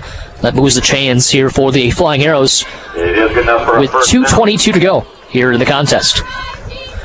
And Aquinas, they've got a lot of pride. They could have 3 straight possessions in the second half where they stop them, driving in their territory. They obviously want to keep this a 34-point game. And now here's a handoff to Dival again. Dival keeps his feet moving. Great job, though, by Aquinas to limit it. And Riley Clark in the middle of that. As he regains his breath after that long 93-yard fumble recovery return for a touchdown. Yeah, he's probably still a little tired after that one. Anybody runs 93 yards. I don't know. Yeah, personally as well. These guys are in a little bit better shape than us, I think. Probably. 1:40 to go and counting. 3 receivers out to the right side, none to the left. Shotgun formation this time. Hayden Knapp takes the snap. It's going to be an option play again. He keeps it this time. Heads upfield. Breaks a couple of tackles. Has blockers out in front. And now he will back his way against the Aquinas defense there, who is holding them up down to the 10-yard line. So first down and goal with 1:21 to go here in this ball game. Well, here we go again. Lancaster with inside the 20 the third time this quarter, and both of the other times they've won away from Duval. Now, question is, see if Dival gets a few carries here. Not Duval, Dival. 4 receivers bunched out to the left side. This shows wide receiver screen, and that's what they'll do. Throw it out to Wagner. Big time hit by Riley Clark. Man, that was a big pop. Yeah. As he caught it. Wagner did at the 10-yard line. Maybe got a yard on the play. Second down and goal at the 9-yard line. 1 minute to go. Aquinas trying to hold on. Make this an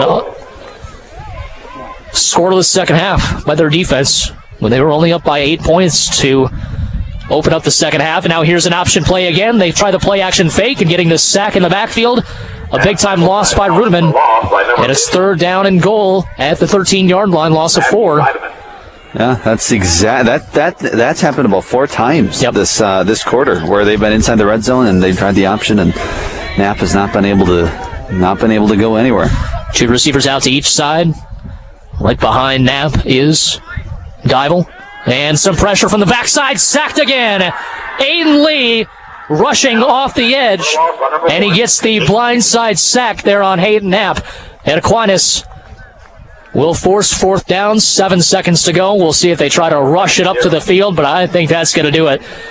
And if that is the final play of this 2020 season, which it will be, what a way to end it. What an exclamation point by this Aquinas football team. They go 5-3, won their first 3 games, lost their next 3. All the NBC teams won the next 2 games in the playoffs. And Aiden Lee, a senior, goes out as a sack on his final play of his career. What a night here tonight for the Aquinas Blugolds and their fans. They win it 42-8 here in Lancaster. We're going to take a 2.5-minute break, and we'll be back to wrap things up right after this. You're listening to the high school football playoffs right here on WKTY. 'Twas the time before Christmas, a Christmas most sour, with local businesses, it seemed, closing by the hour. The people of La Crosse just wanted to shop with ease, so they went online and tippity-tapped on the keys. Little did they know, shopping local is a breeze. They can tippity-tap online, or shop in person if they please. For every $100 spent here, more than 60 of it stays here. Oh my goodness, that's quite a lot, said Cindy Lou, while she wrapped what she bought. And it occurred to the shoppers, each of these businesses and each of these stores is really made up of, well, of people and families, just like mine and yours. This is the time to eat, drink, and shop local. AroundRiverCity.com. Go there. Find a store. It's easy. It's local. And if we all do our part, this Christmas will prosper. And a whole lot more. I'm Dave Carney, host of the WKTY Morning Show, Monday through Friday from 6 to 9 a.m. on WKTY, on the WKTY app, and heck, streaming worldwide at WKTYSports.com. What is the WKTY Morning Show? Well, it's a dose of sports. We'll talk more Green Bay Packer football and Milwaukee Brewer baseball throughout the morning, that is for sure. Joe DeGuano, our Green and Gold Insider, is going to jump aboard at 7:15. We'll have G Bills at 8:20. So plenty of Brewers and plenty of Packers still to come this morning. It's a bit of music. Guitar Slayers coming up this morning. Stevie Ray Vaughan, Jimi Hendrix, ZZ Top, Eric Clapton, just to name a few. We tried to have a lot of fun. Yeah, I didn't have time to pull up my Big Lebowski sounder. You need a tow? I can get you a tow by 2 o'clock. You need a tow? I'm not good. If you're a sports fan, if you're a comedy fan, hey, if you're a music fan, you're going to find yourself in a good spot on the WKTY Morning Show with me, Dave Carney.